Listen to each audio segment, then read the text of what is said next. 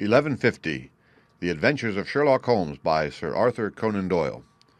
Adventure 4. The Boscombe Valley Mystery. We were seated at breakfast one morning, my wife and I, when the maid brought in a telegram. It was from Sherlock Holmes, and ran in this way. Have you a couple of days to spare? Have just been wired for from the west of England in connection with the Boscombe Valley tragedy. Shall be glad if you will come with me. Air and scenery perfect. Leave Paddington by the 11:15. What do you say, dear? Said my wife, looking across at me. Will you go? I really don't know what to say. I have a fairly long list at present. Oh, Anstruther would do your work for you. You have been looking a little pale lately. I think that the change would do you good, and you are always so interested in Mr. Sherlock Holmes' cases. I should be ungrateful if I were not, seeing what I gain through one of them, I answered. But if I am to go, I must pack at once, for I have only half an hour. My experience of camp life in Afghanistan had at least had the effect of making me a prompt and ready traveler. My wants were few and simple, so that in less than the time stated I was in a cab with my valise rattling away to Paddington Station. Sherlock Holmes was pacing up and down the platform, his tall, gaunt figure made even gaunter and taller by his long grey travelling cloak and close-fitting cloth cap. "It is really very good of you to come, Watson," said he. "It makes a considerable difference to me, having someone with me on whom I can thoroughly rely. Local aid is always either worthless or else biased. If you will keep the two corner seats, I shall get the tickets." We had the carriage to ourselves, save for an immense litter of papers which Holmes had brought with him. Among these he rummaged and read, with intervals of note-taking and of meditation, until we were past Reading. Then he suddenly rolled them all into a gigantic ball and tossed them up onto the rack. "Have you heard anything of the case?" he asked. "Not a word. I have not seen a paper for some days. The London press has not had very full accounts. I have just been looking through all the recent papers in order to master the particulars. It seems, from what I gather, to be one of those simple cases which are so extremely difficult." That sounds a little paradoxical, but it is profoundly true. Singularity is almost invariably a clue. The more featureless and commonplace a crime is, the more difficult it is to bring it home. In this case, however, they have established a very serious case against the son of the murdered man. It is a murder, then? Well, it is conjectured to be so. I shall take nothing for granted until I have the opportunity of looking personally into it. I will explain the state of things to you, as far as I have been able to understand it, in a very few words. Boscombe Valley is in a country district not very far from Ross in Herefordshire. The largest landed proprietor in that part is a Mr. John Turner, who made his money in Australia and returned some years ago to the old country. One of the farms which he held, that of Hatherley, was let to Mr. Charles McCarthy, who was also an ex-Australian. The men had known each other in the colonies, so that it was not unnatural that when they came to settle down they should do so as near each other as possible. Turner was apparently the richer man, so McCarthy became his tenant, but still remained, it seems, upon terms of perfect equality, as they were frequently together. McCarthy had one son, a lad of 18, and Turner had an only daughter of the same age, but neither of them had wives living. They appeared to have avoided the society of the neighbouring English families, and to have led retired lives, though both the McCarthys were fond of sport and were frequently seen at the race meetings of the neighbourhood. McCarthy kept two servants, a man and a girl. Turner had a considerable household, some half-dozen at the least. That is as much as I have been able to gather about the families. Now for the facts. On June 3rd, that is, on Monday last, Mr. McCarthy left his house at Hatherley about 3 in the afternoon and walked down to the Boscombe Pool, which is a small lake formed by the spreading out of the stream which runs down the Boscombe Valley. He had been out with his serving man in the morning at Ross, and he had told the man that he must hurry, as he had an appointment of importance to keep at 3. From that appointment he never came back alive. From Hatherley farmhouse to the Boscombe Pool is a quarter of a mile, and 2 people saw him as he passed over this ground. One was an old woman whose name is not mentioned, and the other was William Crowder, a gamekeeper in the employ of Mr. Turner. Both these witnesses deposed that Mr. McCarthy was walking alone. The gamekeeper adds that within a few minutes of his seeing Mr. McCarthy pass, he had seen his son, Mr. James McCarthy, going the same way with a gun under his arm. To the best of his belief, the father was actually in sight at the time, and the son was following him. He thought no more of the matter until he heard in the evening of the tragedy that had occurred. The 2 McCarthys were seen after the time when William Crowder, the gamekeeper, lost sight of them. The Boscombe Pool is a thickly wooded round, with just a fringe of grass and of reeds round the edge. A girl of 14, Patience Moran, who is the daughter of the lodge-keeper of the Boscombe Valley estate, was in one of the woods picking flowers. She states that while she was there, she saw at the border of the wood and close by the lake Mr. McCarthy and his son, and that they appeared to be having a violent quarrel. She heard Mr. McCarthy the elder using very strong language to his son, and she saw the latter raise up his hand as if to strike his father. She was so frightened by their violence that she ran away and told her mother when she reached home that she had left the two McCarthys quarrelling near Boscombe Pool, and that she was afraid that they were going to fight. She had hardly said the words when young Mr. McCarthy came running up to the lodge to say that he had found his father dead in the wood and to ask for the help of the lodge-keeper.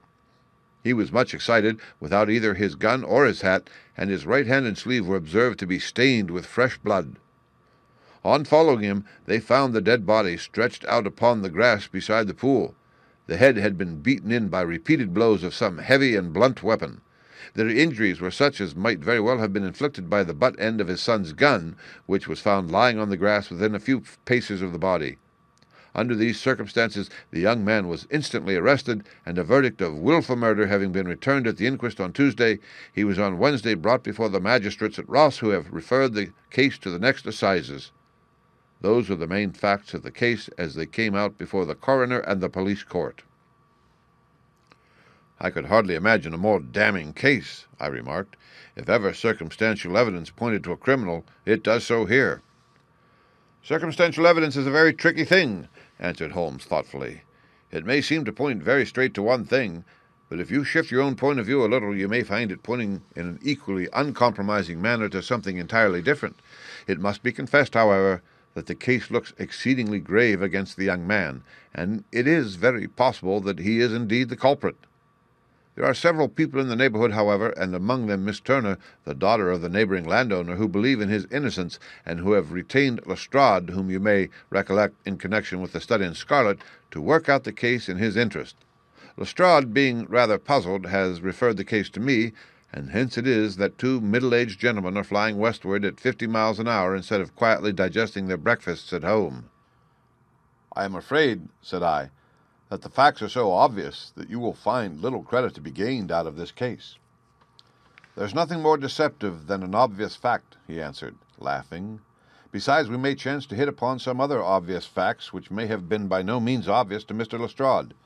You know me too well to think that I am boasting when I say that I shall either confirm or destroy his theory by means which he is quite incapable of employing or even of understanding. To take the first example to hand, I very clearly perceive that in your bedroom the window is upon the right-hand side, and yet I question whether Mr. Lestrade would have noted even so self-evident a thing as that." "How on earth—" "My dear fellow, I know you well. I know the military neatness which characterizes you. You shave every morning, and in this season you shave by the sunlight.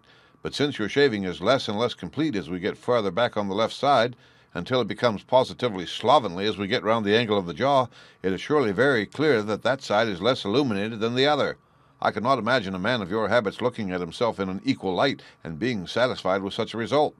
I only quote this as a trivial example of observation and inference. Therein lies my métier, and it is just possible that it may be of some service in the investigation which lies before us. There are one or two minor points which were brought out in the inquest and which are worth considering." "What are they?" "It appears that his arrest did not take place at once, but after the return to Hatherley Farm. On the Inspector of Constabulary informing him that he was a prisoner, he remarked that he was not surprised to hear it, and that it was no more than his deserts. This observation of his had the natural effect of removing any traces of doubt which might have remained in the minds of the coroner's jury." "It was a confession," I ejaculated. "No, for it was followed by a protestation of innocence. Coming on top of such a damning series of events, it was at least a most suspicious remark."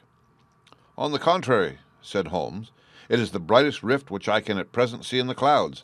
However innocent he might be, he could not be such an absolute imbecile as to not see that the circumstances were very black against him. Had he appeared surprised at his own arrest or feigned indignation at it, I should have looked upon it as highly suspicious, because such surprise or anger would not be natural under the circumstances, and yet might appear to be the best policy to a scheming man. His frank acceptance of the situation marks him as either an innocent man or else as a man of considerable self-restraint and firmness. As to his remark about his deserts, It was also not unnatural if you consider that he stood beside the dead body of his father, and that there is no doubt that he had that very day so far forgotten his filial duty as to bandy words with him, and even, according to the little girl whose evidence is so important, to raise his hand as if to strike him. This self-reproach and contrition which are displayed in this remark appeared to me to be the signs of a healthy mind rather than of a guilty one. I shook my head. Many men have been hanged on far less slighter evidence, I remarked. So they have, and many men have been wrongfully hanged. What is the young man's own account of the matter? It is, I am afraid, not very encouraging to his supporters, though there are 1 or 2 points in it which are suggestive. You will find it here, and may read it for yourself. He picked out from his bundle a copy of the local Herefordshire paper, and having turned down the sheet, he pointed out the paragraph in which the unfortunate young man had given his own statement of what had occurred. I settled myself down in the corner of the carriage and read it very carefully. It ran in this way. Mr. James McCarthy, the only son of the deceased, was then called and gave evidence as follows. I had been away from home for 3 days at Bristol, and had only just returned upon the morning of last Monday, the 3rd. My father was absent from home at the time of my arrival, and I was informed by the maid that he had driven over to Ross with John Cobb, the groom. Shortly after my return, I heard the wheels of his trap in the yard, and, looking out of my window, I saw him get out and walk rapidly out of the yard, though I was not aware in which direction he was going. I then took my gun and strolled out in the direction of the BOSCOMBE pool with the intention of visiting the rabbit warren, which is upon the other side. On my way I saw William Crowder, the gamekeeper, as he had stated in his evidence, but he is mistaken in thinking that I was following my father. I had no idea that he was in front of me. When about 100 yards from the pool, I heard a cry of "Coo-ee!" which was a usual signal between my father and myself. I then hurried forward and found him standing by the pool. He appeared to be much surprised at seeing me, and asked me rather roughly what I was doing there. A conversation ensued, which led to high words and almost to blows, for my father was a man of a very violent temper. Seeing that his passion was becoming ungovernable, I left him and returned towards Heatherley Farm. I had not gone more than 150 yards, however, when I heard a hideous outcry behind me, which caused me to run back again. I found my father expiring upon the ground with his head terribly injured. I dropped my gun and held him in my arms, but he almost instantly expired. I knelt beside him for some minutes, and then made my way to Mr. Turner's lodge-keeper, his house being the nearest, to ask for assistance. I saw no one near my father when I returned, and I have no idea how he came by his injuries. He was not a popular man, being somewhat cold and forbidding in his manners, but he had, as far as I know, no active enemies. I know nothing further of the matter. The Coroner. Did your father make any statement to you before he died? Witness. He mumbled a few words, but I could only catch some allusion to a rat. The Coroner. What did you understand by that? Witness. It conveyed no meaning to me. I thought that he was delirious. The Coroner. What was the point upon which you and your father had this final quarrel? Witness. I should prefer not to answer. The Coroner. I am afraid that I must press it. Witness. It is really impossible for me to tell you. I can assure you that it has nothing to do with the sad tragedy which followed. The Coroner. That is for the court to decide. I need not point out to you that your refusal to answer will prejudice your case considerably in any future proceedings which may arise. Witness. I must still refuse. The Coroner. I understand that the cry of "Coo-ee" was a common signal between you and your father. Witness. It was. The Coroner. How was it, then, that he uttered it before he saw you, and before he even knew that you had returned from Bristol? Witness, with considerable confusion. I do not know. A juryman. Did you see nothing which aroused your suspicions when you returned on hearing the cry and found your father fatally injured? Witness. Nothing definite. The Coroner. What do you mean? Witness: I was so disturbed and excited as I rushed out into the open that I could think of nothing except of my father. Yet I have a vague impression that as I ran forward, something lay upon the ground to the left of me. It seemed to me to be something gray in color, a coat of some sort, or a plaid perhaps. When I rose from my father, I looked round for it, but it was gone. Do you mean that it disappeared before you went for help? Yes, it was gone. You cannot say what it was? No, I had a feeling something was there. How far from the body? A dozen yards or so. And how far from the edge of the wood? About the same. Then if it was removed, it was while you were within a dozen yards of it? Yes, but with my back towards it. This concluded the examination of the witness. I see, said I, as I glanced down the column, that the coroner in his concluding remarks was rather severe upon young McCarthy. He calls attention, and with reason, to the discrepancy about his father having signaled to him before seeing him, also to his refusal to give details of his conversation with his father and his singular account of his father's dying words. They are all, as he remarks, very much against the son. Holmes laughed softly to himself and stretched himself out upon the cushioned seat. Both you and the coroner have been at some pains, said he, to single out the very strongest points in the young man's favor. Don't you see that you alternately give him credit for having too much imagination and too little? Too little if he could not invent a cause of quarrel which would give him the sympathy of the jury, too much if he evolved from his own inner consciousness anything so outre as a dying reference to a rat and the incident of the vanishing cloth. No, sir, I shall approach this case from the point of view that what this young man says is true, and we shall see whither that hypothesis will lead us. And now here is my pocket Petrarch, and not another word shall I say of this case until we are on the scene of action. We lunch at Swindon, and I see that we shall be there in 20 minutes. It was nearly 4 o'clock when we at last, after passing through the beautiful Stroud Valley and over the broad gleaming Severn, found ourselves at the pretty little country town of Ross. A lean, ferret-like man, furtive and sly-looking, was waiting for us upon the platform. In spite of the light brown dust coat and leather leggings which he wore in deference to his rustic surroundings, I had no difficulty in recognizing Lestrade of Scotland Yard. With him we drove to the Hereford Arms, where a room had already been engaged for us. "I have ordered a carriage," said Lestrade, as we sat over a cup of tea. "I knew your energetic nature, and that you would not be happy until you had been on the scene of the crime." "It was very nice and complimentary of you," Holmes answered. "It is entirely a question of barometric pressure." Lestrade looked startled. "I do not quite follow," he said. "How is the glass?" 29, I see. No wind, and not a cloud in the sky. I have a case full of cigarettes here which need smoking, and the sofa is very much superior to the usual country hotel abomination. I do not think that it is probable that I shall use the carriage tonight." Lestrade laughed indulgently. "You have no doubt already formed your conclusions from the newspapers," he said. "The case is as plain as a pikestaff, and the more one goes into it, the plainer it becomes. Still, of course, one can't refuse a lady, and such a very positive one, too.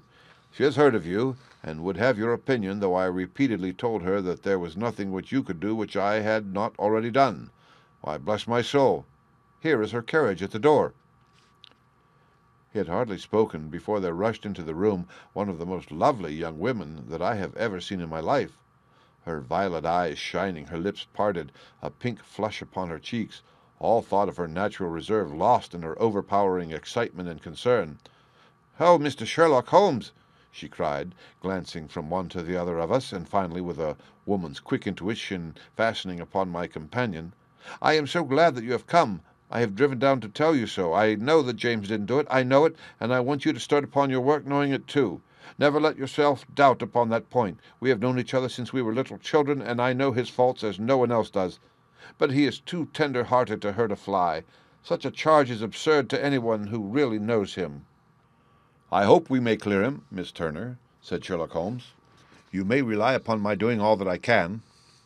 But you have read the evidence. You have formed some conclusion. Do you not see some loophole, some flaw? Do you not yourself think that he is innocent?" "I think that it is very probable." "There now," she cried, throwing back her head and looking defiantly at Lestrade. "You hear, he gives me hopes." Lestrade shrugged his shoulders. "I am afraid that my colleague has been a little quick in forming his conclusions," he said. "But he is right. Oh, I know that he is right. James never did it. And about his quarrel with his father, I am sure that the reason why he would not speak about it to the coroner was because I was concerned in it." "In what way?" asked Holmes. "It is no time for me to hide anything. James and his father had many disagreements about me. Mr. McCarthy was very anxious that there should be a marriage between us.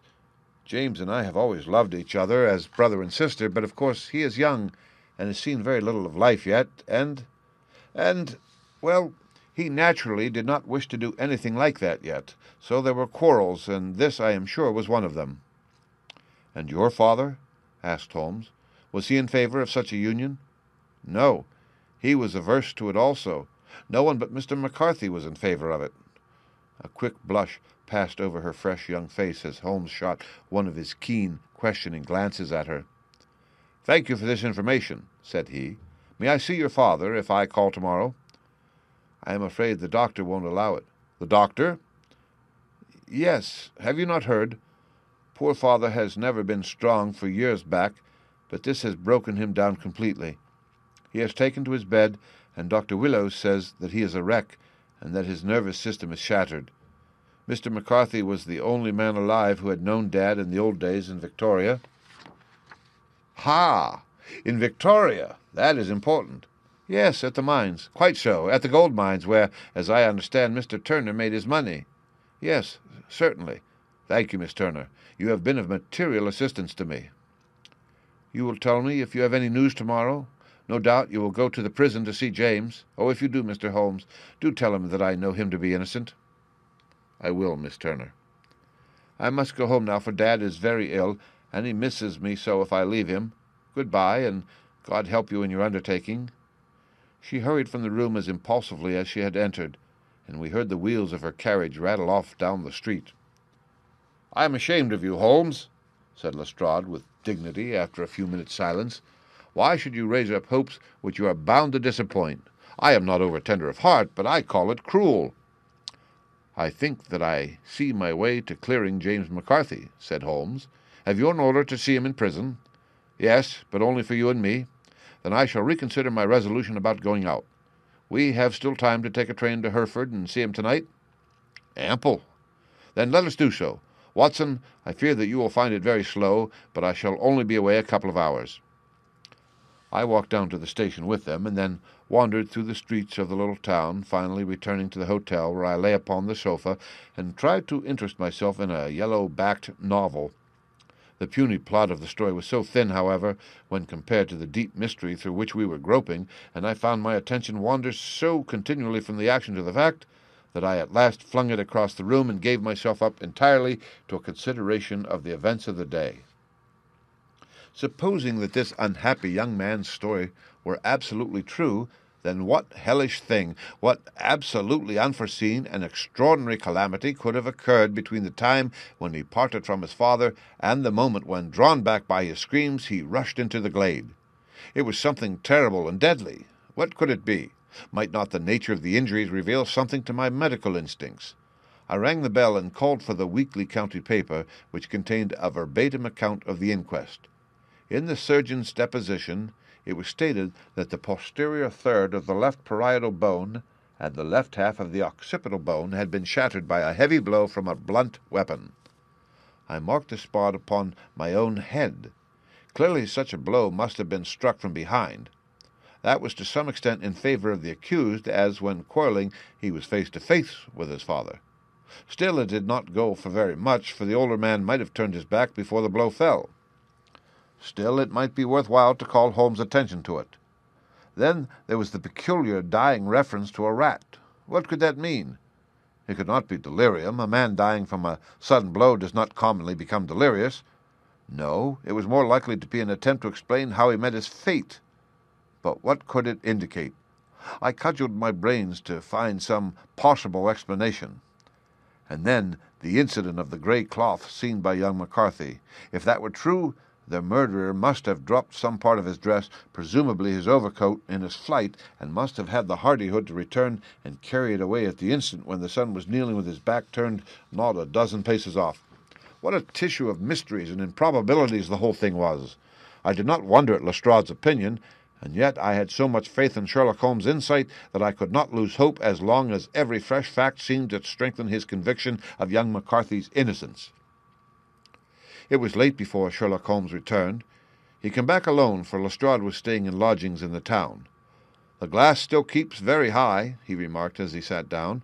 "It is of importance that it should not rain before we are able to go over the ground. On the other hand, a man should be at his very best and keenest for such nice work as that, and I did not wish to do it when fagged by a long journey. I have seen young McCarthy." "And what did you learn from him?" "Nothing." "Couldn't he throw no light?" "None at all.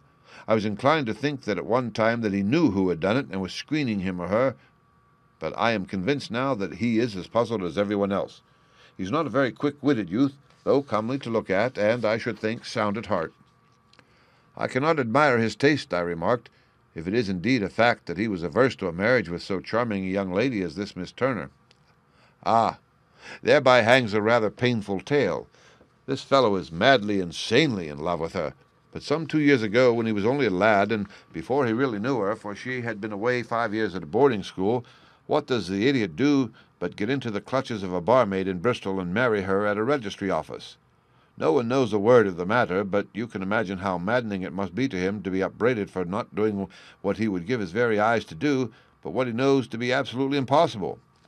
It was sheer frenzy of this sort which made him throw his hands up into the air when his father at their last interview was goading him on to propose to Miss Turner. On the other hand, he had no means of supporting himself and his father, who was by all accounts a very hard man, who would have thrown him over utterly had he known the truth. It was with his barmaid wife that he had spent the last 3 days in Bristol, and his father did not know where he was. Mark that point. It is of importance. Good has come out of evil, however, for the barmaid, finding from the papers that he is in serious trouble and likely to be hanged, has thrown him over utterly and has written to him to say that she has a husband already in the Bermuda dockyard, so that there is really no tie between them. I think that that bit of news has consoled young McCarthy for all that he has suffered. But if he is innocent, who has done it?" "Ah, who? I would call your attention very particularly to 2 points. One is that the murdered man had an appointment with someone at the pool, and that the someone could not have been his son, for his son was away, and he did not know when he would return. The second is that the murdered man was heard to cry "Coo-ee" before he knew that his son had returned. Those are the crucial points upon which the case depends. And now let us talk about George Meredith, if you please, and we shall leave all minor matters until tomorrow." There was no rain, as Holmes had foretold, and the morning broke bright and cloudless. At 9 o'clock Lestrade called for us with the carriage, and we set off for Hatherley Farm and the BOSCOMBE pool. "There is serious news this morning," Lestrade observed. "It is said that Mr. Turner of the Hall is so ill that his life is despaired of." "An elderly man, I presume," said Holmes. "About 60, but his constitution has been shattered by his life abroad, and he has been in failing health for some time. This business has had a very bad effect upon him. He was an old friend of McCarthy's, and, I may add, a great benefactor to him, for I have learned that he gave him Hatherley Farm rent-free." "Indeed? That is interesting," said Holmes. "Oh, yes. In 100 other ways he has helped him. Everybody about here speaks of his kindness to him." "Really? Does it not strike you as a little singular that this McCarthy, who appears to have had little of his own and to have been under such obligations to Turner, should still talk of marrying his son to Turner's daughter, who is presumably heiress to the estate, and that in such a very cocksure manner, as if it were merely a case of a proposal and all else would follow? It is the more strange, since we know that Turner himself was averse to the idea. The daughter told us as much. Do you not deduce something from that?" "We have got to the deductions and the inferences," said Lestrade, winking at me. "I find it hard enough to tackle facts, Holmes, without flying away after theories and fancies." "You are right," said Holmes demurely. "You do find it very hard to tackle the facts." "Anyhow, I have grasped one fact which you seem to find it difficult to get a hold of," replied Lestrade with some warmth, "and that is that McCarthy Sr. met his death from McCarthy Jr., and that all theories to the contrary are the merest moonshine." "Well, moonshine is a brighter thing than fog," said Holmes, laughing, "but I am very much mistaken if this is not Hatherley Farm upon the left." "Yes, that is it. It was a widespread, comfortable-looking building, two-storied, slate-roofed, with great yellow blotches of lichen upon the grey walls. The drawn blinds and the smokeless chimneys, however, gave it a stricken look, as though the weight of this horror still lay heavy upon it. We called at the door when the maid, at Holmes' request, showed us the boots which her master wore at the time of his death, and also a pair of the son's, though not the pair which he had then had. Having measured these very carefully from 7 or 8 different points, Holmes desired to be led to the courtyard, from which we all followed the winding track which led to Boscombe Pool. Sherlock Holmes was transformed when he was hot upon such a scent as this. Men who had only known the quieter thinking and logician of Baker Street would have failed to recognize him. His face flushed and darkened, his brows were drawn into 2 hard black lines, while his eyes shone out from beneath them with a steely glitter.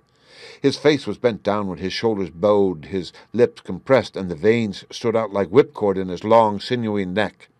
His nostrils seemed to dilate with a purely animal lust for the chase, and his mind was so absolutely concentrated upon the matter before him that a question or remark fell unheeded upon his ears, or, at the most, only provoked a quick, impatient snarl in reply. Swiftly and silently he made his way along the track, which ran through the meadows, and so, by way of the woods, to the Boscombe Pool. It was damp, marshy ground, as is all that district, and there were marks of many feet, both upon the path and amid the short grass which bounded it on either side. Sometimes Holmes would hurry on, sometimes stop dead, and once he made quite a little detour into the meadow. Lestrade and I walked behind him, the detective indifferent and contemptuous, while I watched my friend with the interest which sprang from the conviction that every one of his actions was directed towards a definite end. The Boscombe Pool, which is a little reed-girt sheet of water some 50 yards across, is situated at the boundary between the Hatherley farm and the private park of the wealthy Mr. Turner. Above the woods which lined it upon the farther side, we could see the red jutting pinnacles which marked the site of the rich landowner's dwelling. On the Hatherley side of the pool the woods grew very thick, and there was a narrow belt of sodden grass 20 paces across between the edge of the trees and the reeds which lined the lake. Lestrade showed us the exact spot at which the body had been found, and indeed so moist was the ground that I could plainly see the traces which had been left by the fall of the stricken man. To Holmes, as I could see by his eager face and peering eyes, very many other things were to be read upon the trampled grass. He ran round like a dog who was picking up a scent, and then turned upon my companion. "What did you go into the pool for?" he asked. "I fished about with a rake. I thought there might be some weapon or other trace. But how on earth—" "Oh, tut-tut, I have no time. That left foot of yours with its inward twist is all over the place. A mole could trace it, and there it vanishes among the reeds. Oh, how simple it would all have been had I been here before they came like a herd of buffalo and wallowed all over it. Here is where the party with the lodge-keeper came, and they have covered all tracks for 6 or 8 feet round the body. But here are 3 separate tracks of the same feet." He drew out a lens and lay down upon his waterproof to have a better view, talking all the time rather to himself than to us. "These are young McCarthy's feet. Twice he was walking, and once he ran swiftly, so that the soles are deeply marked and the heels hardly visible. That bears out his story. He ran when he saw his father on the ground. Then here are the father's feet as he paced up and down. What is this, then? It is the butt end of the gun as the son stood listening. And this? Ha! What have we here? Tiptoes, tiptoes, square, too. Quite unusual boots. They come, they go, they come again. Of course. That was for the cloak. Now, where did they come from?" He ran up and down, sometimes losing, sometimes finding the track, until we were well within the edge of the wood, and under the shadow of a great beech, the largest tree in the neighbourhood. Holmes traced his way to the farther side of this, and lay down once more upon his face with a little cry of satisfaction. For a long time he remained there, turning over the leaves and dried sticks, gathering up what seemed to me to be dust into an envelope, and examining with his lens not only the ground, but even the bark of the tree as far as he could reach. A jagged stone was lying among the moss, and this also he carefully examined and retained. Then he followed a pathway through the wood until he came to the high road, where all traces were lost. "It has been a case of considerable interest," he remarked, returning to his natural manner. "I fancy that this grey house on the right must be the lodge. I think that I will go in and have a word with Moran, and perhaps write a little note. Having done that, we may drive back to our luncheon. You may walk to the cab. and I shall be with you presently." It was about 10 minutes before we regained our cab and drove back into Ross, Holmes still carrying with him the stone which he had picked up in the wood. "This may interest you, Lestrade," he remarked, holding it out. "The murder was done with it." "I see no marks." "There are none." "How do you know, then?" "The grass was growing under it. It had only lain there a few days. There was no sign of a place whence it had been taken. It corresponds with the injuries. There is no sign of any other weapon." "And the murderer?" "Is a tall man, left-handed, limps with the right leg, wears thick-soled shooting boots and a grey cloak, smokes Indian cigars, uses a cigar holder, and carries a blunt penknife in his pocket. There are several other indications, but these may be enough to aid us in our search." Lestrade laughed. "I'm afraid that I'm still a skeptic," he said. "Theories are all very well, but we have to deal with a hard-headed British jury." "Nous verrons," answered Holmes calmly. "You work your own method, and I shall work mine. I shall be busy this afternoon, and shall probably return to London by the evening train." "And leave your case unfinished?" "No, finished. But the mystery? It is solved." "Who is the criminal, then?" "The gentleman I described." "But who is he?" "Surely it would not be difficult to find out. This is not such a populous neighborhood." Lestrade shrugged his shoulders. "I am a practical man," he said, "and I really cannot undertake to go about the country looking for a left-handed gentleman with a game leg. I should become the laughing-stock of Scotland Yard." "All right," said Holmes quietly. "I have given you the chance. Here are your lodgings. Good-bye. I shall drop you a line before I leave." Having left Lestrade at his rooms, we drove to our hotel, where we found lunch upon the table. Holmes was silent and buried in thought, with a pained expression upon his face, as one who finds himself in a perplexing position. "Look here, Watson," he said when the cloth was cleaned. "Just sit down in this chair, and let me preach to you for a little. I don't know quite what to do, and I should value your advice. Light a cigar, and let me expound."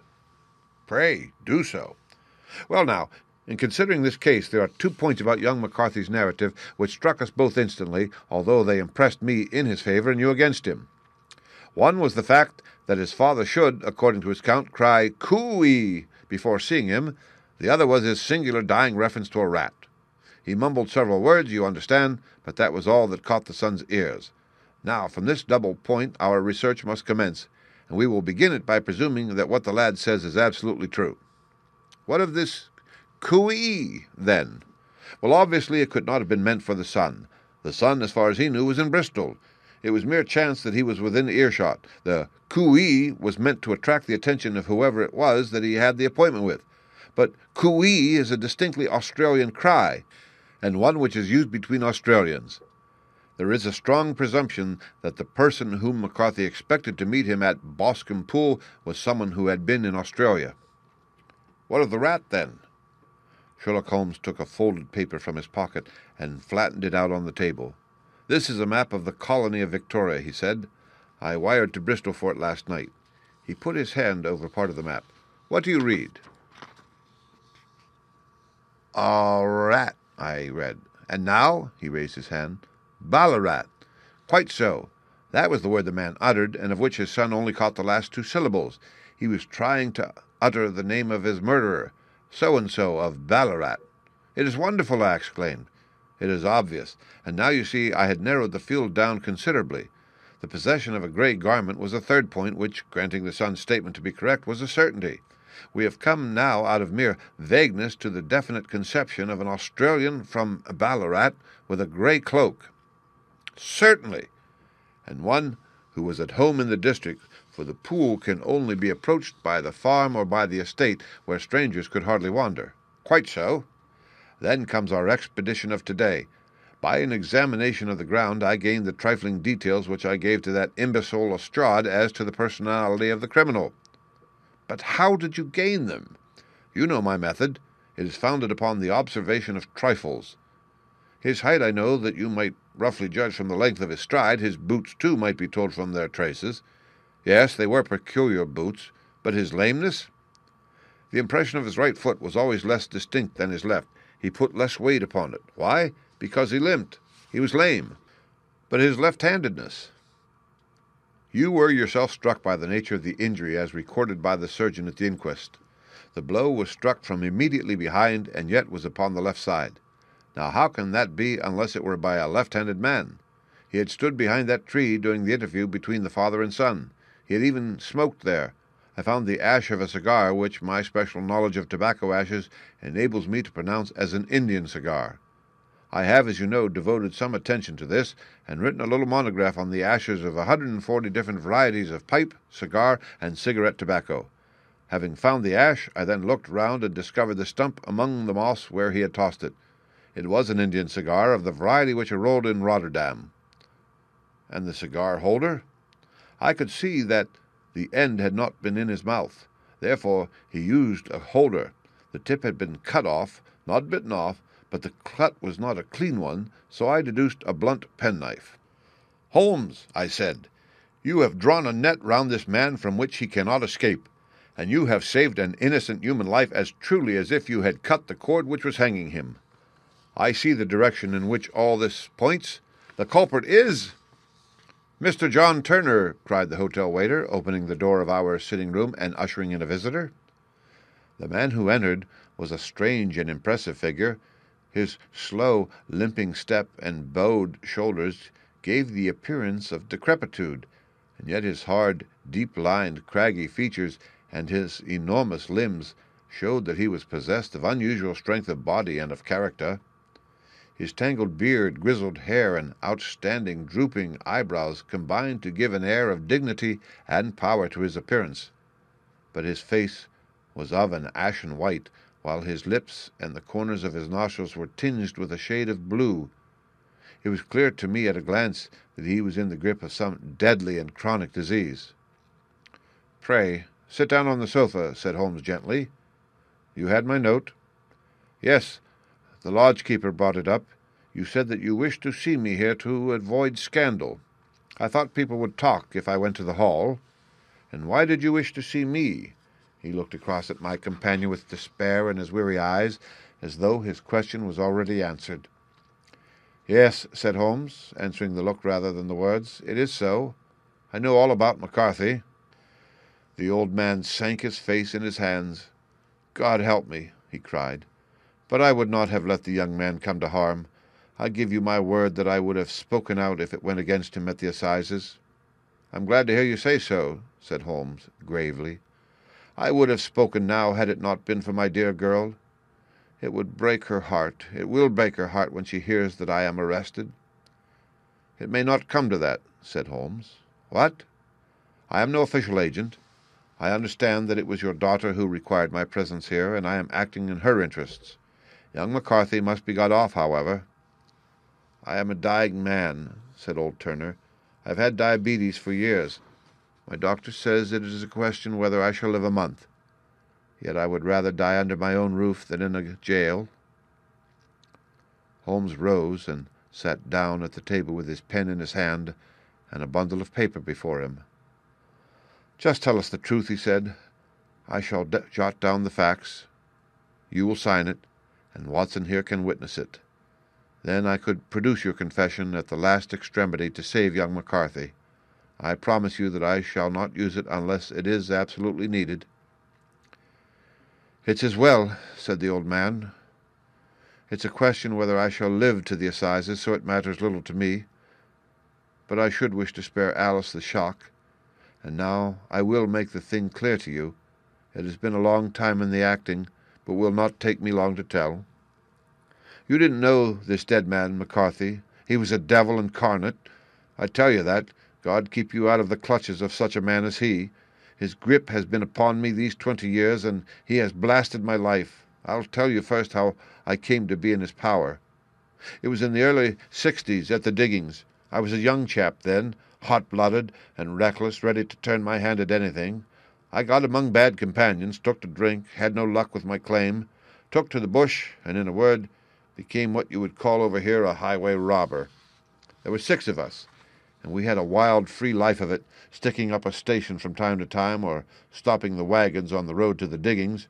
Blackjack of Ballarat was the name I went under, and our party is still remembered in the colony as the Ballarat Gang.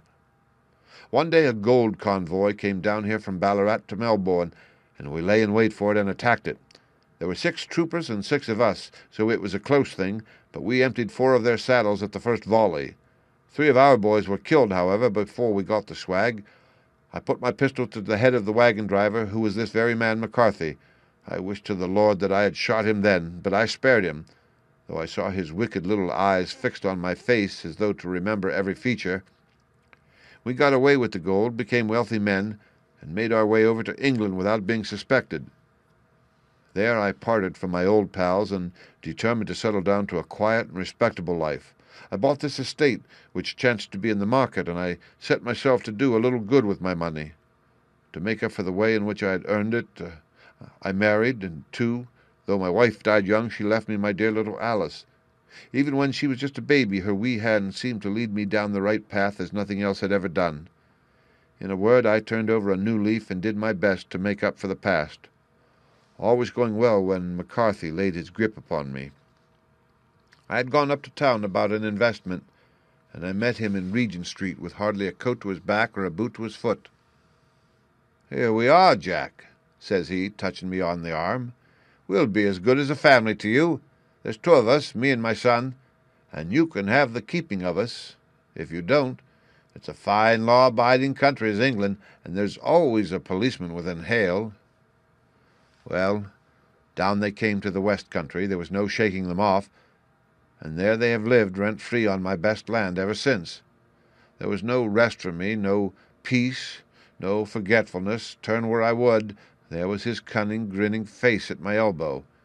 It grew worse as Alice grew up, for he soon saw I was more afraid of her knowing my past than of the police. Whatever he wanted he must have, and whatever it was I gave him without question, land, money, houses, until at last he asked a thing which I could not give. He asked for Alice. His son, you see, had grown up, and so had my girl, and as I was known to be in weak health, it seemed a fine stroke to him that his lad should step into the whole property. But there I was firm. I would not have his cursed stock mixed with mine. Not that I had any dislike to the lad, but his blood was in him, and that was enough. I stood firm. McCarthy threatened. I braved him to do his worst. We were to meet at the pool midway between our houses to talk it over. When I went down there I found him talking with his son, so I smoked a cigar and waited behind a tree until he should be alone. But as I listened to his talk, all that was black and bitter in me seemed to come uppermost. He was urging his son to marry my daughter, with as little regard for what she might think as if she were a slut from off the streets. It drove me mad to think that I and all that I held most dear should be in the power of such a man as this. Could I not snap the bond? I was already a dying and a desperate man. Though clear of mind and fairly strong of limb, I knew that my own fate was sealed. But my memory and my girl? Both could be saved if I could but silence that foul tongue. I did it, Mr. Holmes. I would do it again. Deeply as I have sinned, I have led a life of martyrdom to atone for it. But that my girl should be entangled in the same meshes which held me was more than I could suffer. I struck him down with no more compunction than if he had been some foul and venomous beast. His cry brought back his son, but I had gained the cover of the wood, though I was forced to go back to fetch the cloak which I had dropped in my flight. That is the true story, gentlemen, of all that has occurred. Well, it is not for me to judge you, said Holmes, as the old man signed the statement which had been drawn out. I pray that we may never be exposed to such a temptation. I pray not, sir. And what do you intend to do? In view of your health, nothing. You are yourself aware that you will soon have to answer for your deed at a higher court than the assizes. I will keep your confession, and if McCarthy is condemned, I shall be forced to use it. If not, it shall never be seen by mortal eye, and your secret, whether you be alive or dead, shall be safe with us. Farewell, then, said the old man solemnly. Your own deathbeds, when they come, will be the easier for the thought of the peace which you have given to mine. Tottering and shaking in all his giant frame, he stumbled slowly from the room. God help us, said Holmes after a long silence. Why does fate play such tricks with poor, helpless worms? I never hear of such a case as this that I do not think of Baxter's words and say, There, but for the grace of God, goes Sherlock Holmes. James McCarthy was acquitted at the assizes on the strength of a number of objections which had been drawn out by Holmes and submitted to the defending counsel. Old Turner lived for 7 months after our interview, but he is now dead, and there is every prospect that the son and daughter may come to live happily together in ignorance of the black cloud which rests upon their past. The End. Read by Rick Kirshner for Lit2Go on the web at fcit.usf.edu.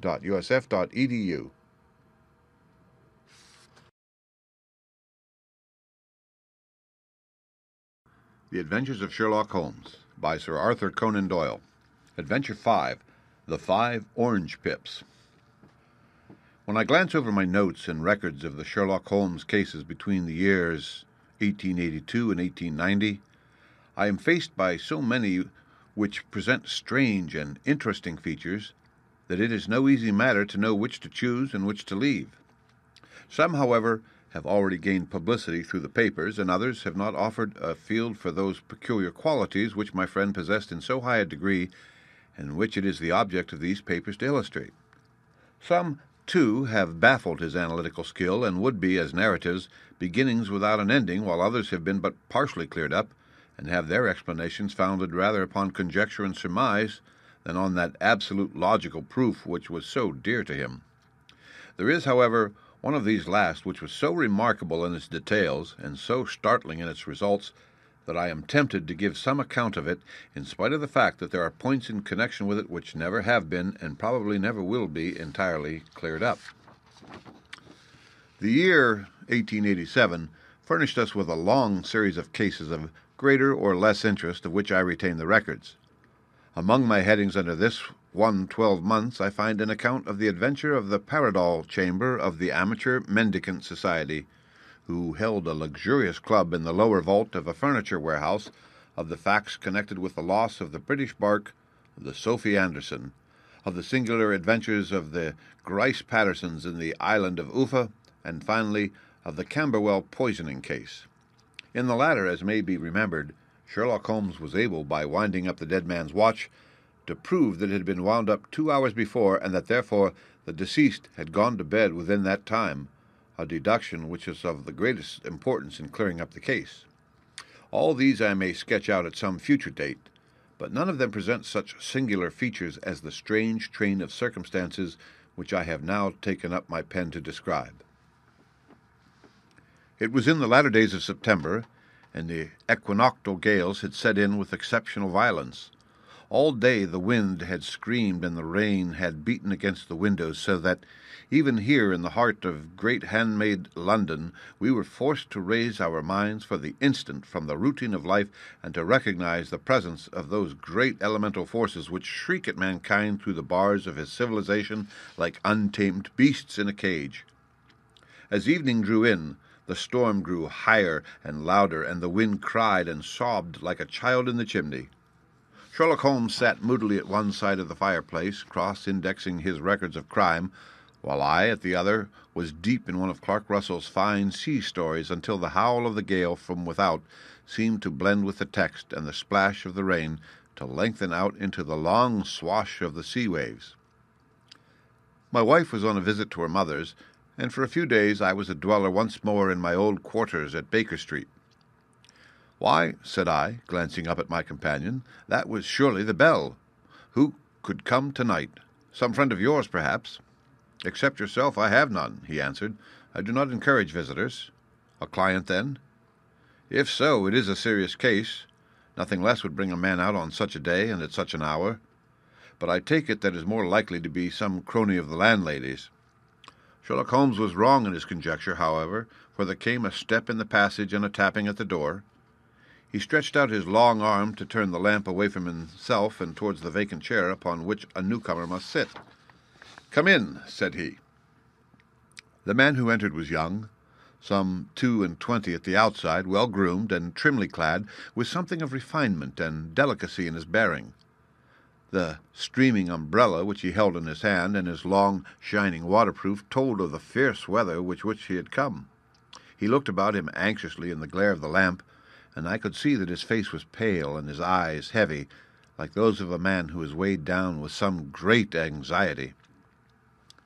"I owe you an apology," he said, raising his golden pince-nez to his eyes. I trust that I am not intruding. I fear that I have brought some traces of the storm and rain into your snug chamber." "Give me your coat and umbrella," said Holmes. "They may rest here on the hook, and will be dry presently. You have come up from the southwest, I see." "Yes, from Horsham. That clay and chalk mixture which I see upon your toe-caps is quite distinctive." "I have come for advice." "That is easily got." "And help." "That is not always so easy. I have heard of you, Mr. Holmes. I heard from Major Prendergast how you saved him in the Tankerville Club scandal." "Ah, of course. He was wrongfully accused of cheating at cards. He said that you could solve anything." "He said too much." "That you are never beaten." "I have been beaten 4 times, 3 times by men, and once by a woman. But what is that compared with the number of your successes?" "It is true that I have been generally successful." "Then you may be so with me." "I beg that you will draw your chair up to the fire and favor me with some details as to your case." "It is no ordinary one." "None of those which come to me are. I am the last court of appeal. And yet I question, sir, whether in all your experience you have ever listened to a more mysterious and inexplicable chain of events than those which have happened in my own family." "You fill me with interest," said Holmes. "Pray give us the essential facts from the commencement, and I can afterwards question you as to those details which seem to me to be most important." The young man pulled his chair up and pushed his wet feet out towards the blaze. "My name," said he, "is John Openshaw. But my own affairs have, as far as I can understand, little to do with this awful business. It is a hereditary matter, so in order to give you an idea of the facts, I must go back to the commencement of the affair. You must know that my grandfather had 2 sons, my uncle Elias and my father Joseph. My father had a small factory at Coventry, which he enlarged at the time of the invention of bicycling. He was a patentee of the Openshaw unbreakable tire, and his business met with such success that he was able to sell it and to retire upon a handsome competence. My uncle Elias emigrated to America, where he was a young man, and became a planter in Florida, where he was reported to have done very well. At the time of the war he fought in Jackson's army, and afterwards under Hood, where he rose to be a colonel. When Lee laid down his arms, my uncle returned to his plantation, where he remained for 3 or 4 years. About 1869 or 1870 he came back to Europe and took a small estate in Sussex near Horsham. He had made a very considerable fortune in the States, and his reason for leaving them was his aversion to the Negroes and his dislike of the Republican policy in extending the franchise to them. He was a singular man, fierce and quick-tempered, very foul-mouthed when he was angry, and of a most retiring disposition. During all the years that he lived at Horsham, I doubt if he ever set foot in the town. He had a garden and 2 or 3 fields round his house, and there he would take his exercise, though very often for weeks on end he would never leave his room. He drank a great deal of brandy and smoked very heavily, but he would see no society and did not want any friends, not even his own brother. He didn't mind me. In fact, he took a fancy to me, for at the time when he saw me first I was a youngster of 12 or so. This would be in the year 1878, after he had been 8 or 9 years in England. He begged my father to let me live with him, and he was very kind to me in his way. When he was sober, he used to be fond of playing backgammon and draughts with me, and he would make me his representative both with the servants and with the tradespeople, so that by the time that I was 16, I was quite master of the house. I kept all the keys and could go where I liked and do what I liked, so long as I did not disturb him in his privacy. There was one singular exception, however, for he had a single room, a lumber room up among the attics, which was invariably locked, and which he would never permit either me or anyone else to enter. With a boy's curiosity I have peeped through the keyhole, but I was never able to see more than a collection of old trunks and bundles as would be expected in such a room. One day, it was in March 1883, a letter with a foreign stamp lay upon the table in front of the colonel's plate. It was not a common thing for him to receive letters, for his bills were all paid in ready money, and he had no friends of any sort. "From India," said he as he took it up. "Pondicherry postmark. What can this be?" Opening it hurriedly, out there jumped 5 little dried orange pips, which pattered down upon his plate. I began to laugh at this, but the laugh was struck from my lips at the sight of his face. His lip had fallen, his eyes were protruding, his skin the colour of putty, and he glared at the envelope, which he still held in his trembling hand. "K," he shrieked, and then, my God, my sins have overtaken me." "What is it, uncle?" I cried. "Death," said he, and rising from the table he retired to his room, leaving me palpitating with horror. I took up the envelope and saw scrawled in red ink upon the inner flap just above the gum the letter K 3 times repeated. There was nothing else save the 5 dried pips. What could be the reason of his overpowering terror? I left the breakfast table, and as I ascended the stair I met him coming down with an old rusty key which must have belonged to the attic in one hand and a small brass box like a cash box in the other. "They may do what they like, but I'll checkmate them still," said he, with an oath. "Tell Mary that I shall want a fire in my room today, and send down to Fordham the Horsham lawyer." I did as he ordered, and when the lawyer arrived I was asked to step up to the room. The fire was burning brightly, and in the grate there was a mass of black, fluffy ashes as of burned paper, while the brass box stood open and empty beside it. As I glanced at the box, I noticed, with a start, that upon the lid was printed the treble K which I had read in the morning upon the envelope. "I wish you, John," said my uncle, "to witness my will. I leave my estate, with all its advantages and all its disadvantages, to my brother, your father, whence it will no doubt descend to you. If you can enjoy it in peace, well and good. If you find you cannot, take my advice, my boy, and leave it to your deadliest enemy. I am sorry to give you such a two-edged thing, but I can't say what turn things are going to take. Kindly sign the paper where Mr. Fordham shows you." I signed the paper as directed, and the lawyer took it away with him. The singular incident made, as you may think, the deepest impression upon me, and I pondered over it and turned it every way in my mind without being able to make anything of it. Yet I could not shake off the vague feeling of dread which it left behind, though the sensation grew less keen as the weeks passed, and nothing happened to disturb the usual routine of our lives.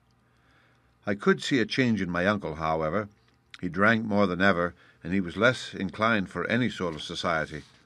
Most of his time he would spend in his room with the door locked upon the inside, but sometimes he would emerge in a sort of drunken frenzy and would burst out of the house and tear about the garden with a revolver in his hand, screaming out that he was afraid of no man and that he was not to be cooped up like a sheep in a pen by man or devil.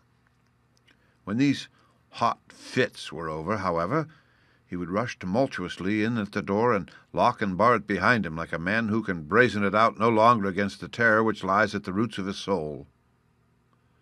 At such times I have seen his face, even on a cold day, glisten with moisture as though it were new raised from a basin. Well, to come to an end of the matter, Mr. Holmes, and not to abuse your patience, there came a night when he made one of those drunken sallies from which he never came back. We found him, when we went to search for him, face downward in a little green-scummed pool which lay at the foot of the garden. There was no sign of any violence, and the water was but 2 feet deep, so that the jury, having regard to his known eccentricity, brought in a verdict of suicide. But I, who knew how he winced from the very thought of death, had much ado to persuade myself that he had gone out of his way to meet it. The matter passed, however, and my father entered into possession of the estate and of some £14,000 which lay to his credit at the bank. "One moment," Holmes interposed. "Your statement is, I foresee, one of the most remarkable to which I have ever listened. Let me have the date of the reception by your uncle of the letter and the date of his supposed suicide." The letter arrived on March 10th, 1883. His death was 7 weeks later, upon the night of May 2nd. "Thank you. Pray, proceed." When my father took over the Horsham property, he, at my request, made a careful examination of the attic, which had been always locked up. We found the brass box there, although its contents had been destroyed. On the inside of the cover was a paper label with the initials of K, K, K repeated upon it, and letters, memoranda, receipts, and a register written beneath. These, we presume, indicated the nature of the papers which had been destroyed by Colonel Openshaw.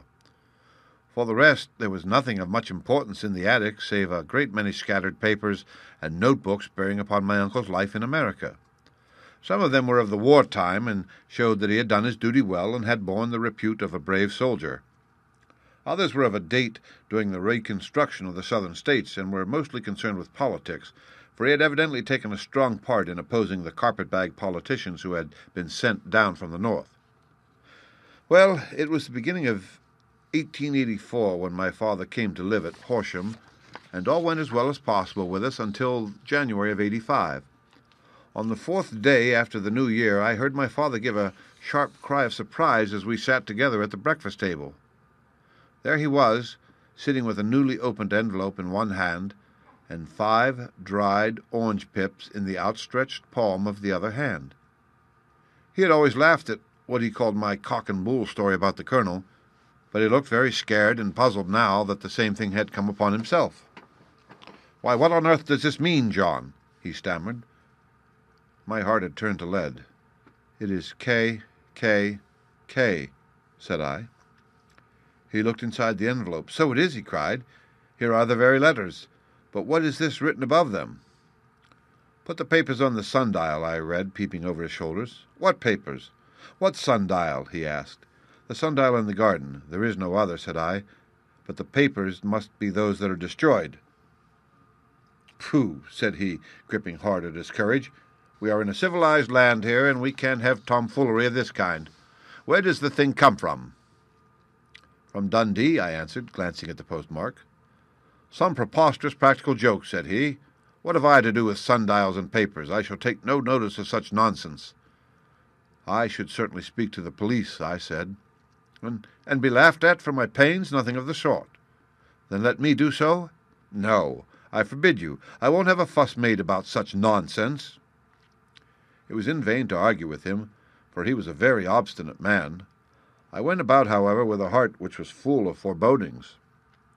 On the 3rd day after the coming of the letter, my father went from home to visit an old friend of his, Major Freebody, who is in command of one of the forts upon Portsdown Hill. I was glad that he should go, for it seemed to me that he was farther from danger when he was away from home. In that, however, I was in error. Upon the 2nd day of his absence, I received a telegram from the Major, imploring me to come at once. My father had fallen over one of the deep chalk pits which abound in the neighborhood, and was lying senseless with a shattered skull. I hurried to him, but he passed away without having ever regained his consciousness. He had, as it appears, been returning from Fareham in the twilight, and as the country was unknown to him and the chalk pit unfenced, the jury had no hesitation in bringing in a verdict of death from accidental causes. Carefully as I examined every fact connected with his death, I was unable to find anything which could suggest the idea of murder.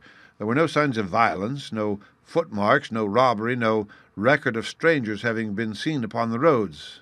And yet, I need not tell you that my mind was far from at ease, and that I was well nigh certain that some foul plot had been woven around him. In this sinister way I came into my inheritance. You'll ask me why I did not dispose of it. I answer, because I was well convinced that our troubles were in some way dependent upon an incident in my uncle's life, and that the danger would be as pressing in one house as in another. It was in January 1885 that my poor father met his end, and 2 years and 8 months have elapsed since then. During that time I have lived happily at Horsham, and I had begun to hope that this curse had passed away from the family, and that it had ended with the last generation. I had begun to take comfort too soon, however. Yesterday morning that blow fell in the very shape in which it had come upon my father. The young man took from his waistcoat a crumpled envelope, and turning to the table, he shook out upon it 5 little dried orange pips. "This is the envelope," he continued. "The postmark is London, Eastern Division. Within are the very words which were upon my father's last message. K, K, K, and then put the papers on the sundial." "What have you done?" asked Holmes. "Nothing." "Nothing?" To tell the truth," he sank his chin into his thin white hands, "I have felt helpless. I have felt like one of those poor rabbits when the snake is writhing towards it. I seem to be in the grasp of some resistless, inexorable evil which no foresight and no precautions can guard against. "Tut, tut," cried Sherlock Holmes. "You must act, man, or you are lost. Nothing but energy can save you. This is no time for despair." "I have seen the police." "Ah, but they listen to my story with a smile. I am convinced that the inspector has formed the opinion that the letters are all practical jokes, and that the deaths of my relations were really accidents, as the jury stated, and were not to be connected with the warnings." Holmes shook his clenched hands in the air. "Incredible imbecility!" he cried. "They have, however, allowed me a policeman who may remain in the house with me. Has he come with you tonight?" "No, his orders were to stay in the house." Again Holmes raved in the air. "Why did you come to me?" he cried, "and above all, why did you not come at once?" "I did not know. It was only today that I spoke to Major Prendergast about my troubles and was advised by him to come to you." "It is really 2 days since you had the letter. We should have acted before this. You have no further evidence, I suppose, than that which you have placed before us, no suggestive detail which might help us?" "There is one thing," said John Openshaw. He rummaged in his coat pocket, and drawing out a piece of discoloured blue-tinted paper, he laid it out upon the table.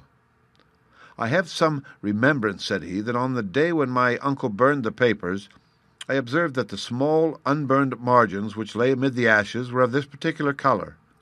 I found this single sheet upon the floor of his room, and I am inclined to think that it may be one of the papers which has, perhaps, fluttered out from among the others, and in that way has escaped destruction. Beyond the mention of Pip's, I do not see that it helps us much. I think myself that it is a page from some private diary. The writing is undoubtedly my uncle's."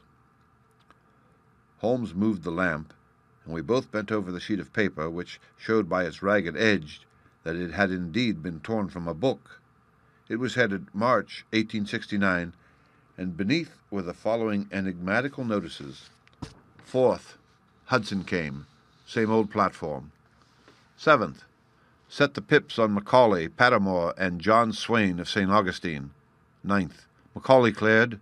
10th, John Swain cleared. 12th, visited Patamore. All well. "Thank you," said Holmes, folding up the paper and returning it to our visitor.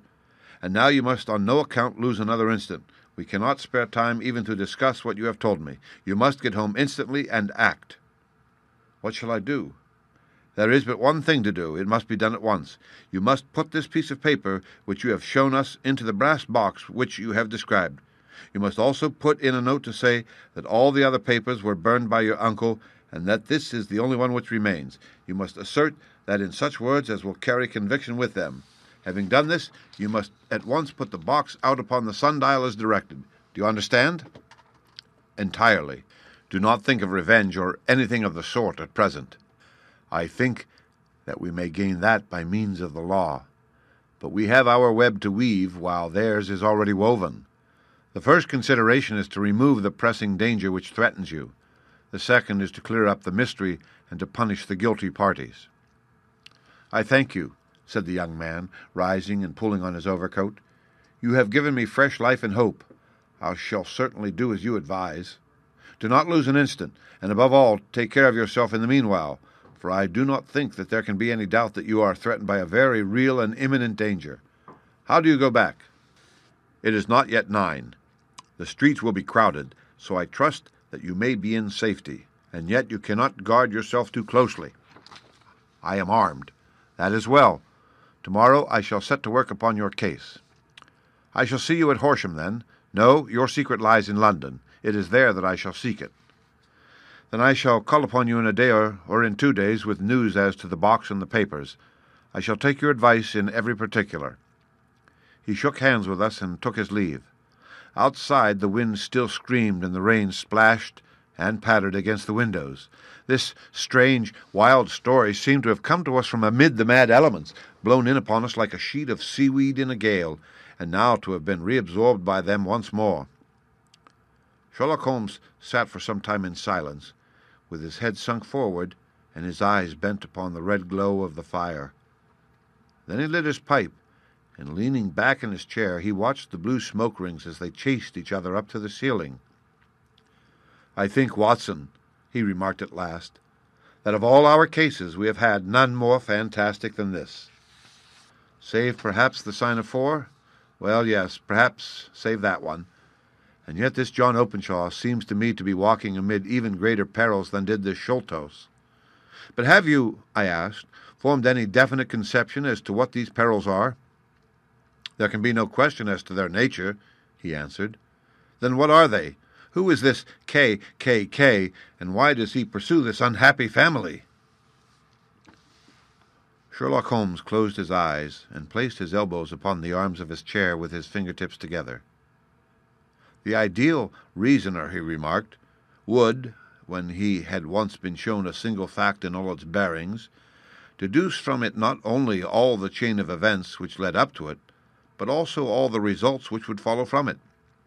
As Cuvier could correctly describe a whole animal by the contemplation of a single bone, so the observer who has thoroughly understood one link in a series of incidents should be able to accurately state all the other ones, both before and after.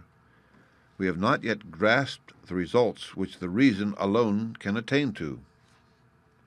Problems may be solved in the study which have baffled all those who have sought a solution by the aid of their senses.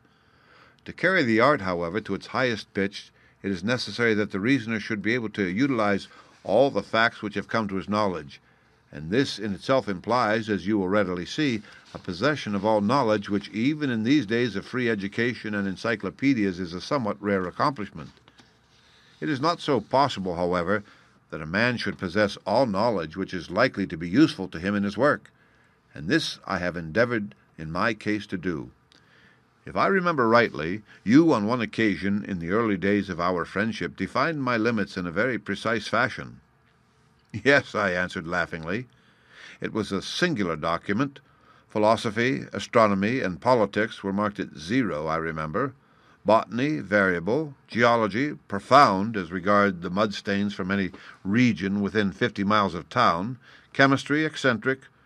Anatomy, unsystematic. Sensational literature and crime records unique. Violin player, boxer, swordsman, lawyer, and self-poisoner by cocaine and tobacco. Those, I think, were the main points of my analysis. Holmes grinned at the last item. Well, he said, I say now, as I said then, that a man should keep his little brain attic stocked with all the furniture that he is likely to use, and the rest he can put away in the lumber room of his library, where he can get it if he wants it. Now, for such a case as the one which has been submitted to us tonight, we need certainly to muster all our resources. Kindly hand me down the letter K of the American Encyclopedia, which stands upon the shelf beside you. Thank you.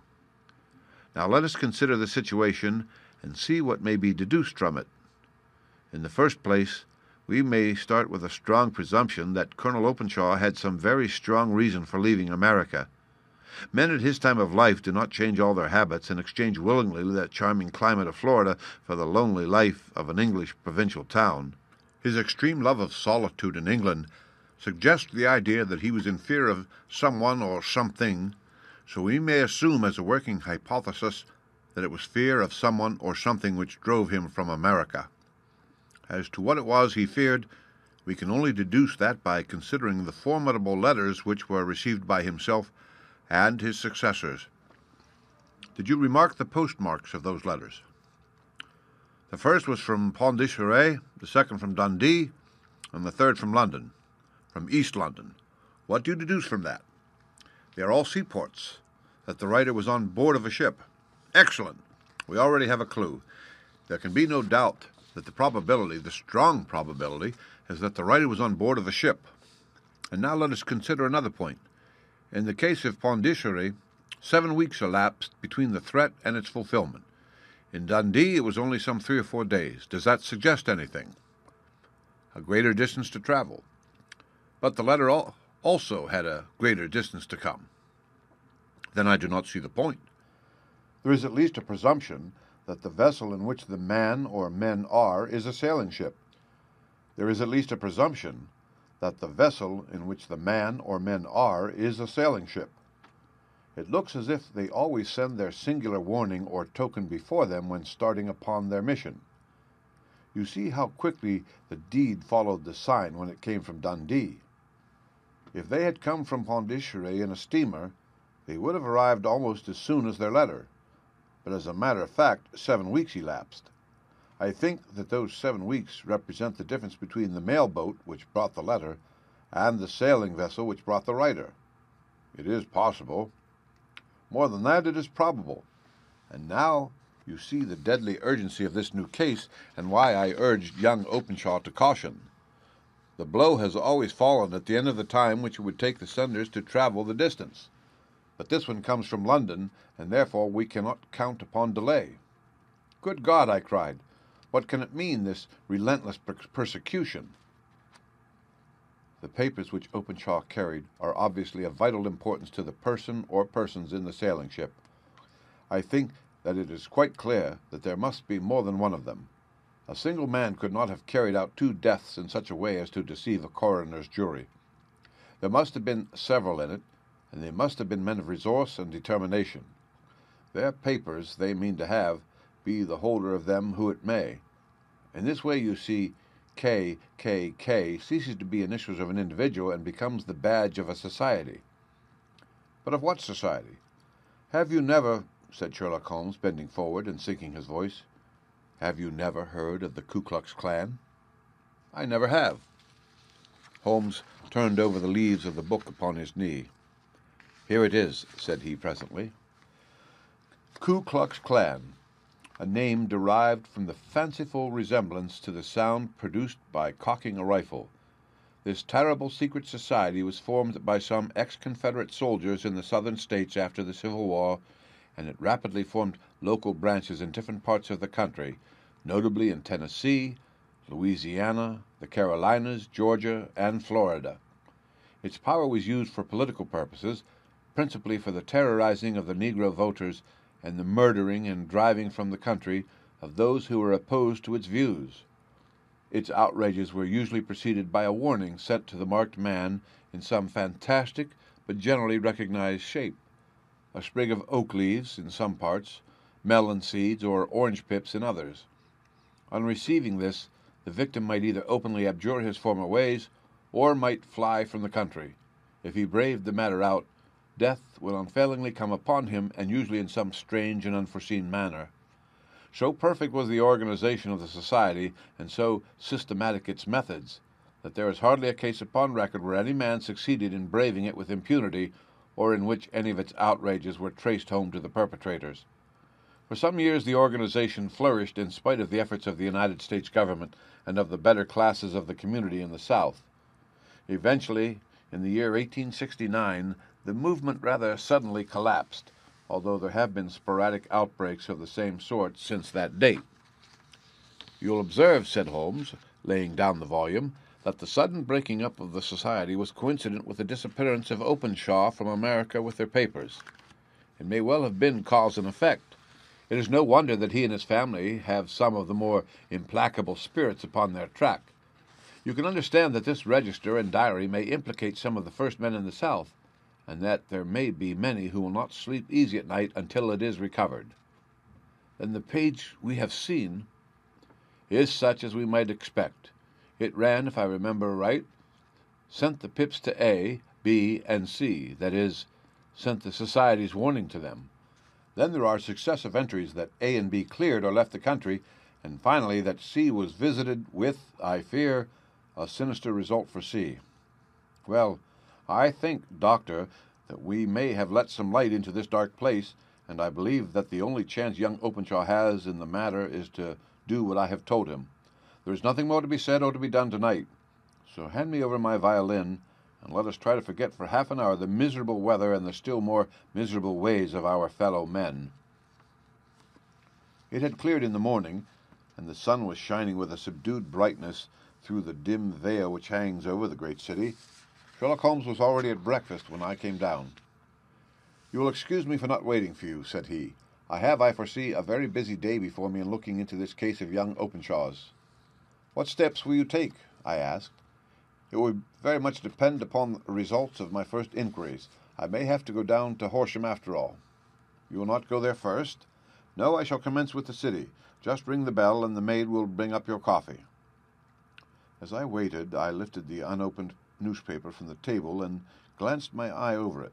It rested upon a heading which sent a chill to my heart. "Holmes," I cried, "you are too late." "Ah," said he, laying down his cup, "I feared as much. How is it done?" He spoke calmly, but I could see that he was deeply moved. My eye caught the name of Openshaw in the heading, "Tragedy near Waterloo Bridge." Here is the account. Between 9 and 10 last night, Police Constable Cook of the H Division, on duty near Waterloo Bridge, heard a cry for help and a splash in the water. The night, however, was extremely dark and stormy, so that in spite of the help of several passers-by, it was quite impossible to effect a rescue. The alarm, however, was given, and, by the aid of the water police, the body was eventually recovered. It proved to be that of a young gentleman whose name, as it appears from an envelope which was found in his pocket, was John Openshaw, and whose residence is near Horsham. It is conjectured that he may have been hurrying down to catch the last train from Waterloo Station, and that in his haste and the extreme darkness he missed his path and walked over the edge of one of the small landing places for river steamboats. The body exhibited no traces of violence, and there can be no doubt that the deceased had been the victim of an unfortunate accident which should have the effect of calling the attention of the authorities to the condition of the riverside landing stages. We sat in silence for some minutes, Holmes more depressed and shaken than I had ever seen him. "That hurts my pride, Watson," he said at last. "It is a petty feeling, no doubt, but it hurts my pride. It becomes a personal matter with me now, and if God sends me health, I shall set my hand upon this gang. That he should come to me for help, and that I should send him away to his death." He sprang from his chair and paced about the room in uncontrollable agitation, with a flush upon his sallow cheeks and a nervous clasping and unclasping of his long, thin hands.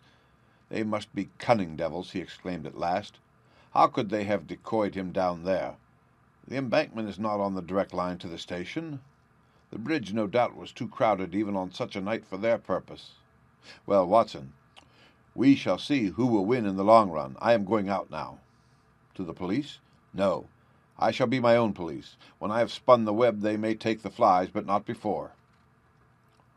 All day I was engaged in my professional work, and it was late in the evening before I returned to Baker Street. Sherlock Holmes had not come back yet. It was nearly 10 o'clock before he entered, looking pale and worn. He walked up to the sideboard, and tearing a piece from the loaf, he devoured it voraciously, washing it down with a long draught of water. "You're hungry," I remarked. "Starving." It escaped my memory. I had had nothing since breakfast. "Nothing?" "Not a bite. I had no time to think of it." "And how have you succeeded?" "Well. You have a clue?" "I have them in the hollow of my hand. Young Openshaw shall not long remain unavenged. Why, Watson, let us put their own devilish trademark upon them. It is well thought of." "What do you mean?" He took an orange from the cupboard, and tearing it to pieces, he squeezed out the pips upon the table. Of these he took 5 and thrust them into an envelope. On the inside of the flap he wrote S.H. for J.O. Then he sealed it and addressed it to Captain James Calhoun, Bark Lone Star, Savannah, Georgia. "That will await him when he enters port," said he, chuckling. "It may give him a sleepless night. He will find it as sure a precursor of his fate as Openshaw did before him." "And who is this Captain Calhoun?" "The leader of the gang. I shall have the others, but he first." "How did you trace it, then?" He took a large sheet of paper from his pocket, all covered with dates and names. "I have spent the whole day," said he, "over Lloyd's registers and files of the old papers, following the future career of every vessel which touched at Pondicherry in January and February in '83. There were 36 ships of fair tonnage which were reported there during those months. Of these, one, the Lone Star, instantly attracted my attention, since, although it was reported as having cleared from London, the name is that which is given to one of the states of the Union. Texas, I think. I was not, and am not sure which, but I knew that the ship must have an American origin. What then? I searched the Dundee records, and when I found that the bark Lone Star was there in January '85, my suspicion became a certainty. I then inquired as to the vessels which lay at present in the port of London." "Yes?" "The Lone Star had arrived here last week. I went down to the Albert dock and found that she had been taken down the river by the early tide this morning, homeward bound to Savannah. I wired to Gravesend and learned that she had passed some time ago, and as the wind is easterly, I have no doubt that she is now past the Goodwins and not very far from the Isle of Wight." "What will you do then?" "Oh, I have my hand upon him. He and the two mates are, as I learned, the only native-born Americans in the ship. The others are Finns and Germans. I know also that they were all three away from the ship last night. I had it from the stevedore who has been loading their cargo. By the time that their sailing ship reaches Savannah, the mailboat will have carried this letter, and the cable will have informed the police of Savannah that these three gentlemen are badly wanted here upon a charge of murder. There is ever a flaw, however, in the best laid of human plans, and the murderers of John Openshaw were never to receive the orange pips, which would show them that another as cunning and as resolute as themselves was upon their track. Very long and very severe were the equinoctial gales that year. We waited long for news of the Lone Star of Savannah, but none ever reached us. We did at last hear that somewhere far out in the Atlantic a shattered stern post of a boat was seen swinging in the trough of a wave with the letters L.S. carved upon it. And that is all which we shall ever know of the fate of the Lone Star. The end. Read by Rick Kistner for Lit2Go on the web at fcit.usf.edu.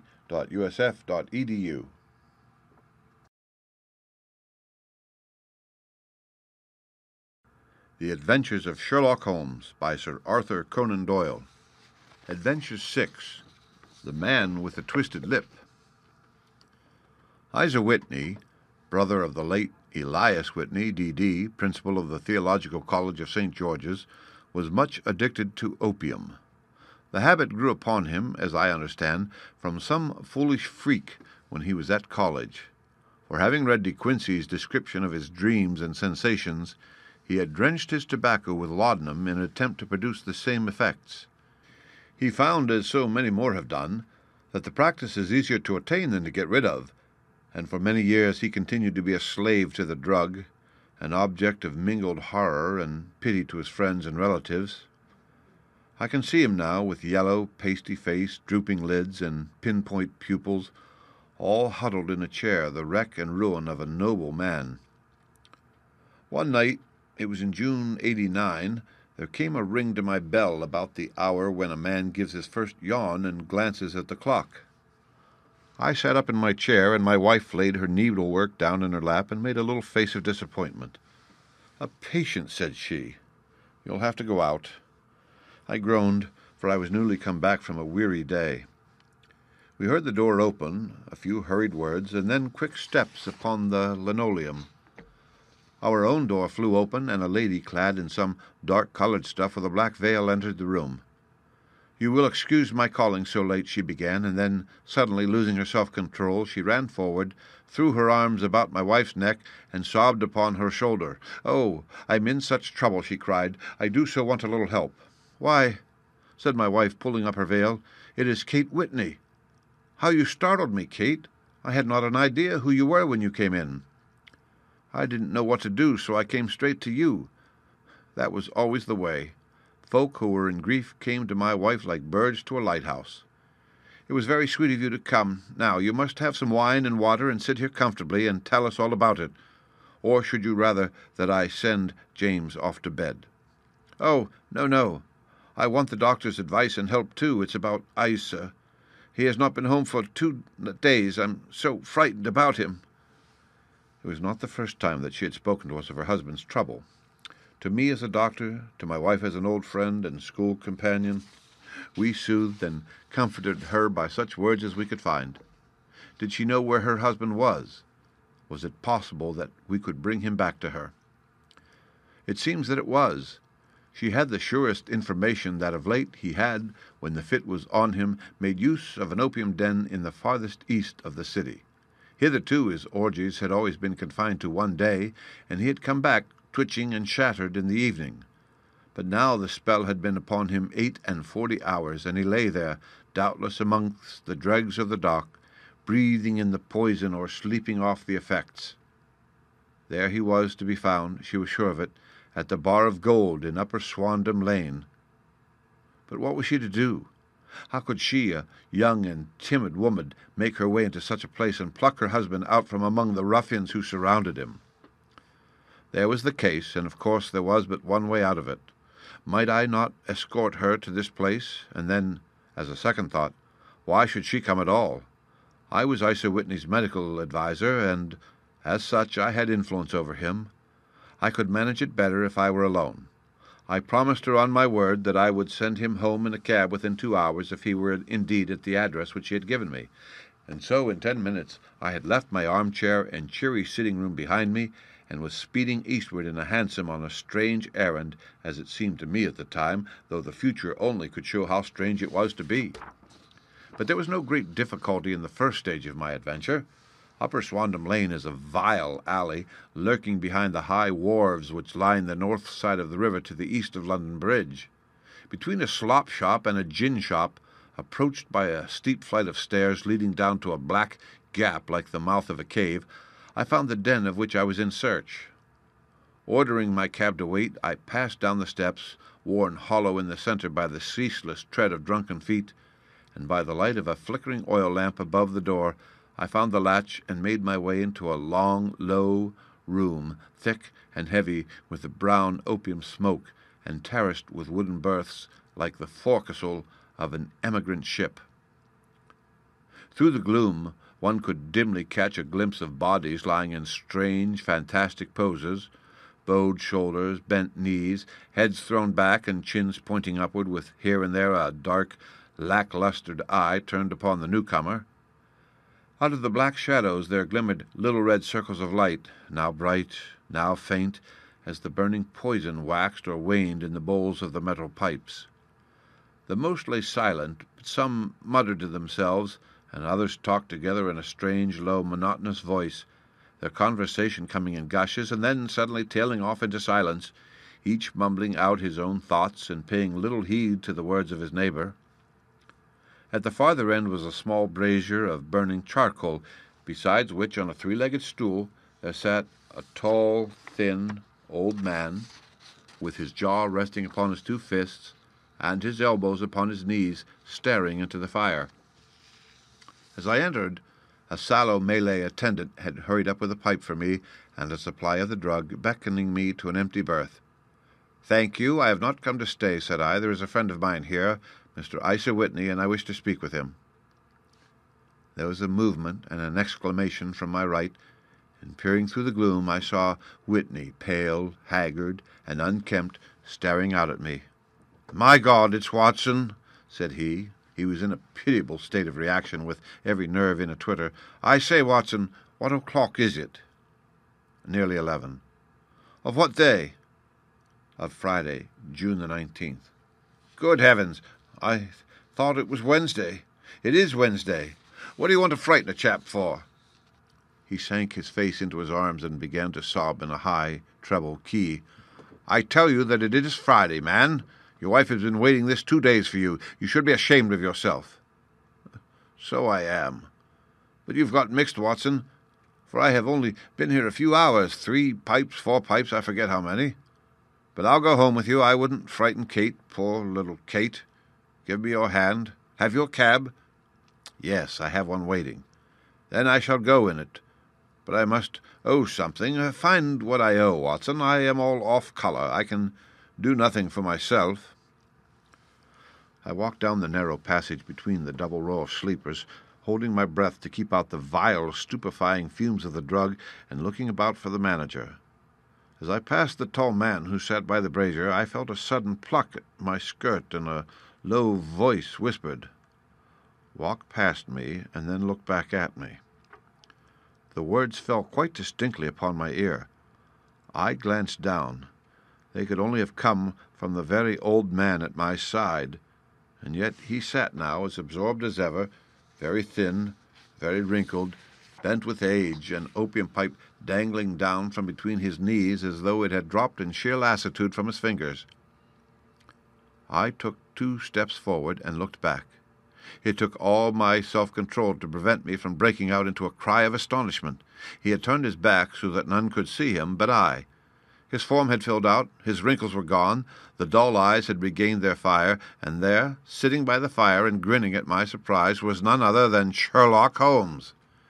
He made a slight motion to me to approach him, and instantly, as he turned his half-face round to the company, once more subsided into a doddering, loose-lipped senility. "Holmes!" I whispered. "What on earth are you doing in this den?" "As low as you can," he answered. "I have excellent ears. If you would have the great kindness to get rid of that saltish friend of yours, I should be exceedingly glad to have a little talk with you." "I have a cab outside." "Then pray send him home in it. You may safely trust him, for he appears to be too limp to get into any mischief. I should recommend you also send a note by the cabman to your wife to say that you have thrown in your lot with me. If you will wait outside, I shall be with you in 5 minutes." It was difficult to refuse any of Sherlock Holmes' requests, for they were always so exceedingly definite and put forward with such a quiet air of mastery. I felt, however, that when Whitney was once confined in the cab, my mission was practically accomplished, and as for the rest, I could not wish anything better than to be associated with my friend in one of those singular adventures which were the normal condition of his existence. In a few minutes I had written my note, paid Whitney's bill, led him out to the cab, and seen him driven through the darkness. In a very short time a decrepit figure had emerged from the opium den, and I was walking down the street with Sherlock Holmes. For 2 streets he shuffled along with a bent back and an uncertain foot. Then, glancing quickly round, he straightened himself out and burst into a hearty fit of laughter. "I suppose, Watson," said he, "that you imagine that I have added opium smoking to cocaine injections and all the other little weaknesses on which you have favored me with your medical views?" "I was certainly surprised to find you there, but not more so than I to find you. I came to find a friend, and I to find an enemy." "An enemy?" "Yes, one of my natural enemies, or shall I say my natural prey. Briefly, Watson, I am in the midst of a very remarkable inquiry, and I have hoped to find a clue in the incoherent ramblings of these sots, as I have done before now. Had I been recognized in that den, my life would not have been worth an hour's purchase, for I have used it before now for my own purposes, and the rascally Lascar who runs it has sworn to have vengeance upon me. There is a trapdoor at the back of that building, near the corner of Paul's Wharf, which could tell some strange tales of what has passed through it upon the moonless nights." "What? You do not mean bodies?" "Aye, bodies, Watson. We should be rich men if we had £1,000 for every poor devil who has been done to death in that den. It is the vilest murder trap on the whole riverside, and I fear that Neville St. Clair has entered it never to leave it more. But our trap should be here." He put his 2 forefingers between his teeth and whistled shrilly, a signal which was answered by a similar whistle from the distance, followed shortly by the rattle of wheels and the clink of horses' hoofs. "Now, Watson," said Holmes, as a tall dog-cart dashed up through the gloom, throwing out 2 golden tunnels of yellow light from its side lanterns, "you'll come with me, won't you?" "If I can be of use." "Oh, a trusty comrade is always of use, and a chronicler still more so. My room at the Cedars is a double-bedded one." "The Cedars?" "Yes, that is Mr. St. Clair's house. I am staying there while I conduct the inquiry." "Where is it, then?" "Near Lee, in Kent. We have a 7-mile drive before us." "But I'm all in the dark." "Of course you are. You'll know all about it presently. Jump up here. All right, John, we shall not need you. Here's half a crown. Look out for me tomorrow about 11. Give her head. So long, then." He flicked the horse with his whip, and we dashed away through the endless succession of sombre and deserted streets which widened gradually until we were flying across a broad balustraded bridge with the murky river flowing sluggishly beneath us. Beyond lay another dull wilderness of bricks and mortar, its silence broken only by the heavy regular footfall of the policeman, or the songs and shouts of some belated party of revellers. A dull wrack was drifting slowly across the sky, and a star or 2 twinkled dimly here and there through the rifts of the clouds. Holmes drove in silence, with his head sunk upon his breast, and the air of a man who is lost in thought, while I sat beside him, curious to learn what this new quest might be which seemed to tax his powers so sorely, and yet afraid to break in upon the current of his thoughts. We had driven several miles, and were beginning to get to the fringe of the belt of suburban villas, when he shook himself, shrugged his shoulders, and lit up his pipe with the air of a man who has satisfied himself that he is acting for the best. "You have a grand gift of silence, Watson," said he. "It makes you quite invaluable as a companion. 'Pon my word, it is a great thing for me to have someone to talk to, for my own thoughts are not over-pleasant. I was wondering what I should say to this dear little woman tonight when she meets me at the door." "You forget that I know nothing about it."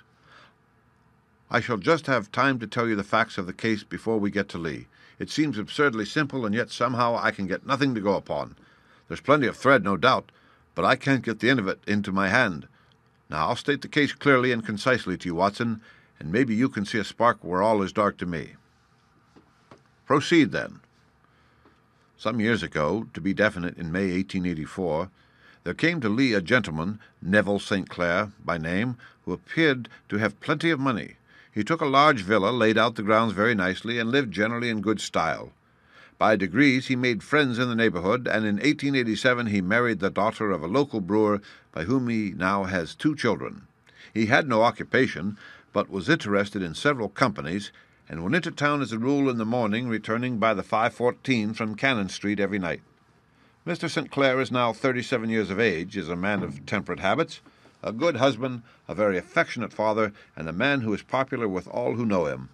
I may add that his whole debts at the present moment, as far as we've been able to ascertain, amount to £88 10 while he has £220 standing to his credit in the capital and county's bank. There is no reason, therefore, to think that money troubles have been weighing upon his mind. Last Monday, Mr. Neville St. Clair went into the town rather earlier than usual, remarking before he started that he had 2 important commissions to perform, and that he would bring his little boy home a box of bricks. Now, by the merest chance, his wife received a telegram upon this same Monday, very shortly after his departure, to the effect that a small parcel of considerable value, which she had been expecting, was waiting for her at the offices of the Aberdeen Shipping Company. Now, if you are well up in your London, you will know that the office of the company is in Fresno Street, which branches out of Upper Swandam Lane, where you found me tonight. Mrs. St. Clair had her lunch, started for the city, did some shopping, proceeded to the company's office, got her packet, and found herself at exactly 4:35 walking through Swandam Lane on her way back to the station. Have you followed me so far? It is very clear. If you remember, Monday was an exceedingly hot day, and Mrs. St. Clair walked slowly, glancing about in the hope of seeing a cab, and as she did not like the neighborhood in which she found herself, while she was walking in this way down Swandam Lane, she suddenly heard an ejaculation, a cry, and was struck cold to see her husband looking down at her, and as it seemed to her, beckoning to her from a second-floor window. The window was open, and she distinctly saw his face, which she described as being terribly agitated. He waved his hands frantically to her, and then vanished from the window so suddenly that it seemed to her that he had been plucked back by some irresistible force from behind. One singular point which struck her quick feminine eye was that although he wore some dark coat, such as he had started to town in, he had on neither collar nor necktie. Convinced that something was amiss with him, she rushed down the steps, for the house was none other than the opium den in which you found me tonight, and running through the front door, she attempted to ascend the stairs which led to the first floor. At the foot of the stairs, however, she met this Lascar scoundrel of whom I have spoken, who thrust her back, and, aided by a Dane who acts as assistant there, pushed her out into the street. Filled with the most maddening doubts and fears, she rushed down the lane, and by rare good fortune met in Fresno Street a number of constables with an inspector, all on their way to their beat. The inspector and 2 men accompanied her back, and in spite of the continued resistance of the proprietor, they made their way to the room in which Mr. St. Clair had last been seen. There was no sign of him there. In fact, in the whole of that floor there was no one to be found save a crippled wretch of hideous aspect, who it seems made his home there.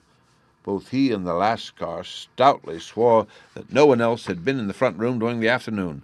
So determined was their denial that the inspector was staggered, and had almost come to believe that Mrs. St. Clair had been deluded, when, with a cry, she sprang at a small deal box which lay upon the table, and tore the lid from it. Out there fell a cascade of children's bricks. It was the toy which he had promised to bring home. This discovery, and the evident confusion which the cripple showed, made the inspector realize that the matter was serious. The rooms were carefully examined, and results all pointed to an abominable crime. The front room was plainly furnished as a sitting room, and led into a small bedroom which looked out upon the back of one of the wharves. Between the wharf and the bedroom window is a narrow strip which is dry at low tide, but is covered at high tide with at least 4.5 feet of water. The bedroom window was a broad one, and opened from below. On examination, traces of blood were to be seen upon the window-sill, and several scattered drops were visible upon the wooden floor of the bedroom. Thrust away behind a curtain in the front room were all the clothes of Mr. Neville St. Clair, with the exception of his coat. His boots, his socks, his hat, and his watch, all were there. There were no signs of violence upon any of these garments, and there were no other traces of Mr. Neville St. Clair. Out of the window he must have apparently gone, for no other exit could be discovered, and the ominous bloodstains upon the sill gave little promise that he could save himself by swimming, for the tide was at its very highest at the moment of the tragedy. And now, as to the villains who seemed to be immediately implicated in the matter, the Lascar was known to be a man of the vilest antecedents, but as by Mrs. St. Clair's story he was known to have been at the foot of the stair within a very few seconds of her husband's appearance at the window, he could hardly have been more than an accessory to the crime. His defense was one of absolute ignorance, and he protested that he had no knowledge as to the doings of Hugh Boone, his lodger, and that he could not account in any way for the presence of the missing gentleman's clothes. So much for the Lascar manager. Now for the sinister cripple who lives upon the second floor of the opium den, and who was certainly the last human being whose eyes rested upon Neville St. Clair. His name is Hugh Boone, and his hideous face is one which is familiar to every man who goes much to the city. He is a professional beggar, though, in order to avoid the police regulations, he pretends to be a small trader in wax vestas. Some little distance down Threadneedle Street, upon the left side, there is, as you may have remarked, a small angle in the wall. Here it is that this creature takes his daily seat, cross-legged, with his tiny stock of matches on his lap, and as he is a piteous spectacle, a small rain of charity descends into the greasy leather cap which lies upon the pavement beside him. I have watched the fellow more than once before ever I thought of making his professional acquaintance, and I have been surprised at the harvest which he has reaped in a short time. His appearance, you see, is so remarkable that no one can pass by him without observing him. A shock of orange hair, a pale face disfigured by a horrible scar which by its contraction has turned up the outer edge of his upper lip, a bulldog chin, and a pair of very penetrating dark eyes which present a singular contrast to the color of his hair, all mark him out from amid the common crowd of mendicants, and so too does his wit, for he is ever ready with a reply to any piece of chaff which may be thrown at him by the passers-by. This is the man whom we now learn to have been the lodger at the opium den, and to have been the last man to see the gentleman of whom we are in quest. But a cripple, said I. What could he have done single-handed against a man in the prime of life? He is a cripple in the sense that he walks with a limp, but in other respects he appears to be a powerful and well-nurtured man. Surely your medical experience would tell you, Watson, that weakness in one limb is often compensated for by exceptional strength in the others. Pray, continue your narrative. Mrs. St. Clair had fainted at the sight of the blood upon the window, and she was escorted home in a cab by the police, as her presence could be of no help to them in their investigations. Inspector Barton, who had charge of the case, made a very careful examination of the premises, but without finding anything which threw any light upon the matter. One mistake had been made in not arresting Boone instantly, as he was allowed some few minutes during which he might have communicated with his friend the Lascar, but this fault was soon remedied, and he was seized and searched without anything being found which could incriminate him. There were, it is true, some blood stains upon his right shirt-sleeve, but he pointed to his ring finger, which had been cut near the nail, and explained that the bleeding came from there, adding that he had been to the window not long before, and that the stains which had been observed there came doubtless from the same source. He denied strenuously having ever seen Mr. Neville St. Clair, and swore that the presence of the clothes in the room was as much a mystery to him as to the police. As to Mrs. St. Clair's assertion that she had actually seen her husband at the window, he declared that she must have either been mad or dreaming. He was removed, loudly protesting, to the police station, while the inspector remained upon the premises in the hope that the ebbing tide might afford some fresh clue. And it did, though they hardly found upon the mud bank what they had feared to find. It was Neville St. Clair's coat, and not Neville St. Clair, which lay uncovered as the tide receded. And what do you think they found in the pockets? I can't imagine. No, I don't think you would guess. Every pocket stuffed with pennies and halfpennies, 421 pennies and 270 halfpennies. It was no wonder that it had not been swept away by the tide. But a human body is a different matter. There is a fierce eddy between the wharf and the house. It seemed likely enough that the weighted coat had remained when the stripped body had been sucked away into the river. But I understand that all the other clothes were found in the room. Would the body be dressed in a coat alone? No, sir, but the facts might be met speciously enough. Suppose that this man Boone had thrust Neville St. Clair through a window there is no human eye which could have seen the deed. What would he do then? It would of course instantly strike him that he must get rid of the telltale garments. He would seize the coat then, and be in the act of throwing it out when it would occur to him that it would swim and not sink. He has little time, for he has heard the scuffle downstairs when the wife tried to force her way up, and perhaps he has already heard from his Lascar confederate that the police are hurrying up the street. There is not an instant to be lost. He rushes to some secret hoard where he has accumulated the fruits of his beggary, and he stuffs all the coins upon which he can lay his hands into the pockets to make sure of the coat sinking. He throws it out, and would have done the same with the other garments had not he heard the rush of steps below, and only just had time to close the window when the police appeared. It certainly sounds feasible. Well, we will take it as a working hypothesis for want of a better. Boone, as I have told you, was arrested and taken to the station, but it could not be shown that there had ever been before anything against him. He had for years been known as a professional beggar, but his life appeared to have been a very quiet and innocent one. There the matter stands at present, and the questions which have to be solved, what Neville St. Clair was doing in the opium den, what happened to him when there, where he is now, and what you, Boone, had to do with his disappearance, are all as far from a solution as ever. I confess that I cannot recall any case within my experience which looked at the first glance so simple, and yet which presented such difficulties. While Sherlock Holmes had been detailing this singular series of events, we had been whirling through the outskirts of the great town until the last straggling horses had been left behind, and we rattled along with a country hedge upon either side of us. Just as he finished, however, we drove through 2 scattered villages where a few lights still glimmered in the windows. "We are on the outskirts of Lee," said my companion. "We have touched on 3 English counties in our short drive, starting in Middlesex, passing over an angle of Surrey, and ending in Kent. See that light among the trees? That is the Cedars, and beside that lamp sits a woman whose anxious ears have already, I have little doubt, caught the clink of our horses' feet." "But why are you not conducting the case from Baker Street?" I asked. "Because there are many inquiries which must be made out here. Mrs. St. Clair has most kindly put 2 rooms at my disposal, and you may rest assured that she will have nothing but a welcome from my friend and colleague. I hate to meet her, Watson, when I have no news of her husband. Here we are. Whoa there, whoa!" We had pulled up in front of a large villa which stood within its own grounds. A stable boy had run out to the horse's head, and springing down, I followed Holmes up the small winding gravel drive which led to the house.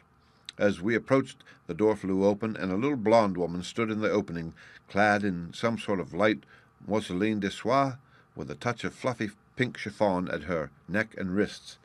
She stood with her figure outlined against the flood of light, one hand upon the door, one half raised in her eagerness, her body slightly bent, her head and face protruded, with eager eyes and parted lips, a standing question. "Well," she cried, "well?"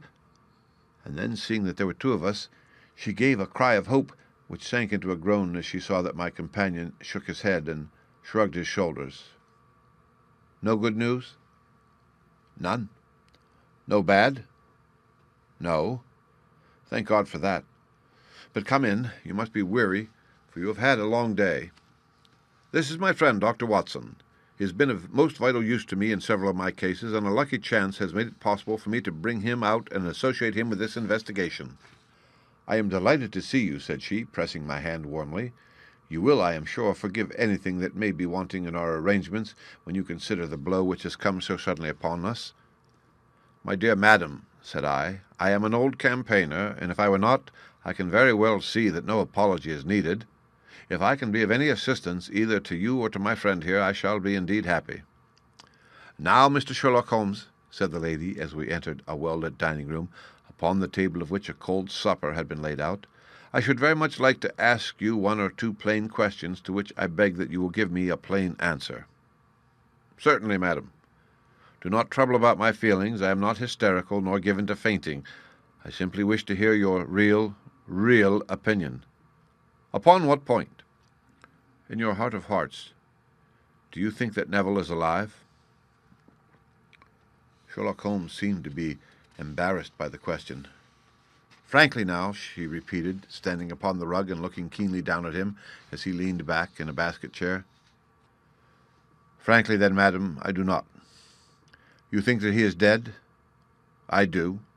Murdered? I don't say that. Perhaps. And on what day did he meet his death? On Monday. Then perhaps, Mr. Holmes, you will be good enough to explain how it is that I have received a letter from him today. Sherlock Holmes sprang out of his chair as if he had been galvanized. What? He roared. Yes. Today she stood, smiling, holding up a little slip of paper in the air. May I see it? Certainly. He snatched it from her in his eagerness, and smoothing it out upon the table, he drew over the lamp and examined it intently. I had left my chair and was gazing at it over his shoulder. The envelope was a very coarse one, and was stamped with the Gravesend postmark and with the date of that very day, or rather of the day before, for it was considerably after midnight. Coarse writing, murmured Holmes. Surely this is not your husband's writing, madam? No, but the enclosure is. I perceive also that whoever addressed the envelope had to go and inquire as to the address. How can you tell that? The name, you see, is in perfectly black ink, which has dried itself. The rest is of the grayish color, which shows that blotting paper has been used. If it had been written straight off and then blotted, none would be of a deep black shade. This man has written the name, and there has been there a pause before he wrote the address, which can only mean that he was not familiar with it. It is, of course, a trifle, but there is nothing so important as trifles. Let us now see the letter. Ha! There has been an enclosure here. Yes, there was a ring, his signet ring. And you are sure that this is your husband's hand? One of his hands. One? His hand when he wrote hurriedly. It is very unlike his usual writing, and yet I know it well. Dearest, do not be frightened. All will come well. There is a huge error which it may take some little time to rectify. Wait in patience. Neville. Written in pencil upon the fly-leaf of a book, octavo size, no watermark. Posted today in Gravesend by a man with a dirty thumb. Ha! And the flap has been gummed, if I am not very much in error, by a person who had been chewing tobacco. And you have no doubt that it is your husband's hand, madam? None. Neville wrote those words. And they were posted today at Gravesend. Well, Mrs. St. Clair, the clouds lighten, though I should not venture to say that the danger is over. But he must be alive, Mr. Holmes. Unless this is a clever forgery to put us on the wrong scent. The ring, after all, proves nothing. It may have been taken from him. No, it is his very own writing. Very well. It may, however, have been written on Monday and only posted today. That is possible. If so, much may have happened between. Oh, you must not discourage me, Mr. Holmes. I know that all is well with him. There is so keen a sympathy between us that I should know if evil came upon him. On the very day that I saw him last, he cut himself in the bedroom, and yet I in the dining-room rushed upstairs instantly with the utmost certainty that something had happened. Do you think that I would respond to such a trifle and yet be ignorant of his death? I have seen too much not to know that the impression of a woman may be more valuable than the conclusion of an analytical reasoner, and in this letter you certainly have a very strong piece of evidence to corroborate your view. But if your husband is alive and able to write letters, why should he remain away from you? I cannot imagine. It is unthinkable. And on Monday he made no remarks before leaving you. No. And you were surprised to see him in Swandam Lane. Very much so. Was the window open? Yes. Then he might have called to you. He might. He only, as I understand, gave an inarticulate cry. Yes, a call for help, you thought? Yes, he waved his hands. But it might have been a cry of surprise. Astonishment at the unexpected sight of you might cause him to throw up his hands. It is possible. And you thought he was pulled back? He disappeared so suddenly. He might have leaped back. You do not see anyone else in the room. No, but this horrible man confessed to having been there, and the Lascar was at the foot of the stairs. Quite so. Your husband, as far as you could see, had his ordinary clothes on. But without his collar or tie, I distinctly saw his bare throat. Had he ever spoken of Swandam Lane? Never. Had he ever shown any signs of having taken opium? Never. Thank you, Mrs. St. Clair. Those are the principal points about which I wish to be absolutely clear. We shall now have a little supper and then retire, for we may have a very busy day tomorrow. A large and comfortable double-bedded room had been placed at our disposal, and I was quickly between the sheets, for I was weary after my night of adventure. Sherlock Holmes was a man, however, who, when he had an unsolved problem upon his mind, would go for days and even for a week without rest, turning it over, rearranging his facts, looking at it from every point of view until he had either fathomed it or convinced himself that his data were insufficient. It was soon evident to me that he was now preparing for an all-night sitting. He took off his coat and waistcoat and put on a large blue dressing-gown, and then wandered about the room collecting pillows from his bed and cushions from the sofa and armchairs. With these he constructed a sort of Eastern divan, upon which he perched himself cross-legged, with an ounce of shag tobacco and a box of matches laid out in front of him. In the dim light of the lamp I saw him sitting there, an old briar pipe between his lips, his eyes fixed vacantly upon the corner of the ceiling, the blue smoke curling up from him, silent, motionless, with the light shining upon his strong-set, aquiline features. So he sat as I dropped off to sleep, and so he sat when a sudden ejaculation caused me to wake up, and I found the summer sun shining into the apartment. The pipe was still between his lips, the smoke still curled upward, and the room was full of a dense tobacco haze, but nothing remained of the heap of shag which I had seen upon the previous night. "Awake, Watson?" he asked. "Yes." "Game for a morning drive?" "Certainly." "Then dress. No one is stirring yet, but I know where the stable boy sleeps, and we shall soon have the trap out." He chuckled to himself as he spoke. His eyes twinkled, and he seemed a different man to the sombre thinker of the previous night. As I dressed, I glanced at my watch. It was no wonder that no one was stirring. It was 25 minutes past 4. I had hardly finished when Holmes returned with the news that the boy was putting in the horse. "I wanted to test a little theory of mine," said he, pulling on his boots. "I think, Watson, that you are now standing in the presence of one of the most absolute fools in Europe. I deserve to be kicked from here to Charing Cross, but I think I have the key of the affair now." "And where is it?" I asked, smiling. "In the bathroom," he answered. "Oh, yes, I'm not joking," he continued, seeing my look of incredulity. "I have just been there, and I have taken it out, and I have got it in this Gladstone bag. Come on, my boy, and we shall see whether it will not fit the lock." We made our way downstairs as quietly as possible, and out into the bright morning sunshine.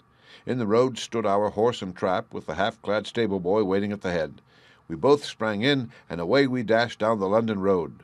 A few country carts were stirring, bearing in vegetables to the metropolis, but the lines of villas on either side were as silent and lifeless as some city in a dream. "It has been in some points a singular case," said Holmes, flicking the horse on into a gallop. "I confess that I have been as blind as a mole, but it is better to learn wisdom late than never to learn it at all." In town the earliest risers were just beginning to look sleepily from their windows as we drove through the streets of the Surrey side. Passing down the Waterloo Bridge Road, we crossed over the river, and dashing up Wellington Street, wheeled sharply to the right and found ourselves in Bow Street. Sherlock Holmes was well known to the force, and the two constables at the door saluted him. One of them held the horse's head, while the other led us in. "Who is on duty?" asked Holmes. "Inspector Bradstreet, sir." "Ah, Bradstreet, how are you?" A tall, stout official had come down the stone-flagged passage in a peaked cap and frogged jacket. "I wish to have a quiet word with you, Bradstreet." "Certainly, Mr. Holmes. Step into my room here." It was a small, office-like room with a huge ledger upon the table and a telephone projecting from the wall. The inspector sat down at his desk. "What can I do for you, Mr. Holmes?" "I called about that beggarman, Boone, the one who was charged with being concerned in the disappearance of Mr. Neville St. Clair of Lee." "Yes. He was brought up and remanded for further inquiries." "So I heard. You have him here?" "In the cells." "Is he quiet?" "Oh, he gives no trouble, but he is a dirty scoundrel." "Dirty?" "Yes, it is all we can do to make him wash his hands, and his face is as black as a tinker's. Well, when once his case has been settled, he will have a regular prison bath, and I think if you saw him, you would agree with me that he needed it." "I should like to see him very much." "Would you? That is easily done. Come this way. You can leave your bag." "No, I think that I'll take it." "Very good. Come this way, if you please." He led us down a passage, opened a barred door, passed down a winding stair, and brought us to a whitewashed corridor with a line of doors on each side. "The third on the right is his," said the inspector. "Here it is." He quietly shot back a panel in the upper part of the door and glanced through. "He is asleep," said he. "You can see him very well." We both put our eyes to the grating. The prisoner lay with his face towards us in a very deep sleep, breathing slowly and heavily. He was a middle-sized man, coarsely clad as became his calling, and with a coloured shirt protruding through the rent in his tattered coat. He was, as the inspector had said, extremely dirty, but the grime which covered his face could not conceal its repulsive ugliness. A broad weal from an old scar ran right across it from eye to chin, and by its contraction had turned up one side of the upper lip, so that 3 teeth were exposed in a perpetual snarl. A shock of very bright red hair grew low over his eyes and forehead. "He's a beauty, isn't he?" said the inspector. "He certainly needs a wash," remarked Holmes. "I had an idea that he might, and I took the liberty of bringing the tools with me." He opened the Gladstone bag as he spoke, and took out, to my astonishment, a very large bath sponge. "You are a funny one," chuckled the inspector. "Now, if you'll have the great goodness to open that door very quietly, we will soon make him cut a much more respectable figure." "Well, I don't know why not," said the inspector. "He doesn't look a credit to the Bow Street cells, does he?" He slipped the key into the lock, and we all very quietly entered the cell. The sleeper half turned and then settled down once more into a deep slumber. Holmes stooped to the water jug, moistened his sponge, and then rubbed it twice vigorously across and down the prisoner's face. "Let me introduce you," he shouted, "to Mr. Neville St. Clair of Lee in the county of Kent." Never in my life have I seen such a sight. The man's face peeled off under the sponge like the bark from a tree. Gone was the coarse brown tint. Gone, too, was the horrid scar which had seamed it across, and the twisted lip which had given the repulsive sneer to the face. A twitch brought away the tangled red hair, and there, sitting up in his bed, was a pale, sad-faced, refined-looking man, black-haired and smooth-skinned, rubbing his eyes and staring about him with sleepy bewilderment. Then suddenly, realizing the exposure, he broke into a scream and threw himself down with his face to the pillow. "Great heavens!" cried the inspector. "It is indeed the missing man. I know him from the photograph." The prisoner turned with a reckless air of a man who abandoned himself to his destiny. "Be it so," said he, "and pray what am I charged with?" "With making away with Mr. Neville St. Oh, come, you can't be charged with that, unless they make a case of attempted suicide of it," said the inspector with a grin. "Well, I have been 27 years in the force, but this really takes the cake. If I am Mr. Neville St. Clair, then it is obvious that no crime has been committed, and that therefore I am illegally detained." "No crime, but a very great error has been committed," said Holmes. "You would have done better to have trusted your wife." "It was not the wife. It was the children," groaned the prisoner. "God help me, I would not have them ashamed of their father. My God, what an exposure! What can I do?" Sherlock Holmes sat down beside him on the couch and patted him kindly on the shoulder. "If you leave it to a court of law to clear the matter up," said he, "of course you can hardly avoid publicity. On the other hand, if you convince the police authorities that there is no possible case against you, I do not know that there is any reason that the details should find their way into the papers. Inspector Bradstreet would, I am sure, make notes upon anything which you might tell us and submit it to the proper authorities. The case would then never go into court at all." "God bless you!" cried the prisoner passionately. "I would have endured imprisonment, aye, even execution, rather than have left my miserable secret as a family blot to my children. You are the first who have ever heard my story. My father was a schoolmaster in Chesterfield, where I received an excellent education. I travelled in my youth, took to the stage, and finally became a reporter on an evening paper in London. One day my editor wished to have a series of articles upon begging in the metropolis, and I volunteered to supply them. There was the point from which all my adventures started. It was only by trying begging as an amateur that I could get the facts upon which to base my articles. When an actor, I had, of course, learned all the secrets of making up, and had been famous in the green room for my skill. I took advantage now of my attainments. I painted my face, and to make myself as pitiable as possible, I made a good scar and fixed one side of my lip in a twist by the aid of a small slip of flesh-colored plaster. Then, with a red head of hair and an appropriate dress, I took my station in the business part of the city ostensibly as a match seller, but really as a beggar. For 7 hours I plied my trade, and when I returned home in the evening I found to my surprise that I had received no less than 26 shillings 4 pence. I wrote my articles, and thought little more of the matter until some time later I backed a bill for a friend and had a writ served upon me for £25. I was at my wits' end where to get the money, but a sudden idea came to me. I begged a fortnight's grace from the creditor, and asked for a holiday from my employers, and spent the time in begging in the city under my disguise. In 10 days I had the money and had paid the debt. Well, you can imagine how hard it was to settle down to arduous work at £2 a week, when I knew that I could earn as much in a day by smearing my face with a little paint, laying my cap on the ground, and sitting still. It was a long fight between my pride and the money, but the dollars won at last, and I threw up reporting and sat day after day in the corner which I had first chosen, inspiring pity by my ghastly face and filling my pockets with coppers. Only one man knew my secret. He was the keeper of a low den in which I used to lodge in Swandam Lane, where I could every morning emerge as a squalid beggar, and in the evenings transform myself into a well-dressed man about town. This fellow, a Lascar, was well paid by me for his rooms, so that I knew that my secret was safe in his possession. Well, very soon I found that I was saving considerable sums of money.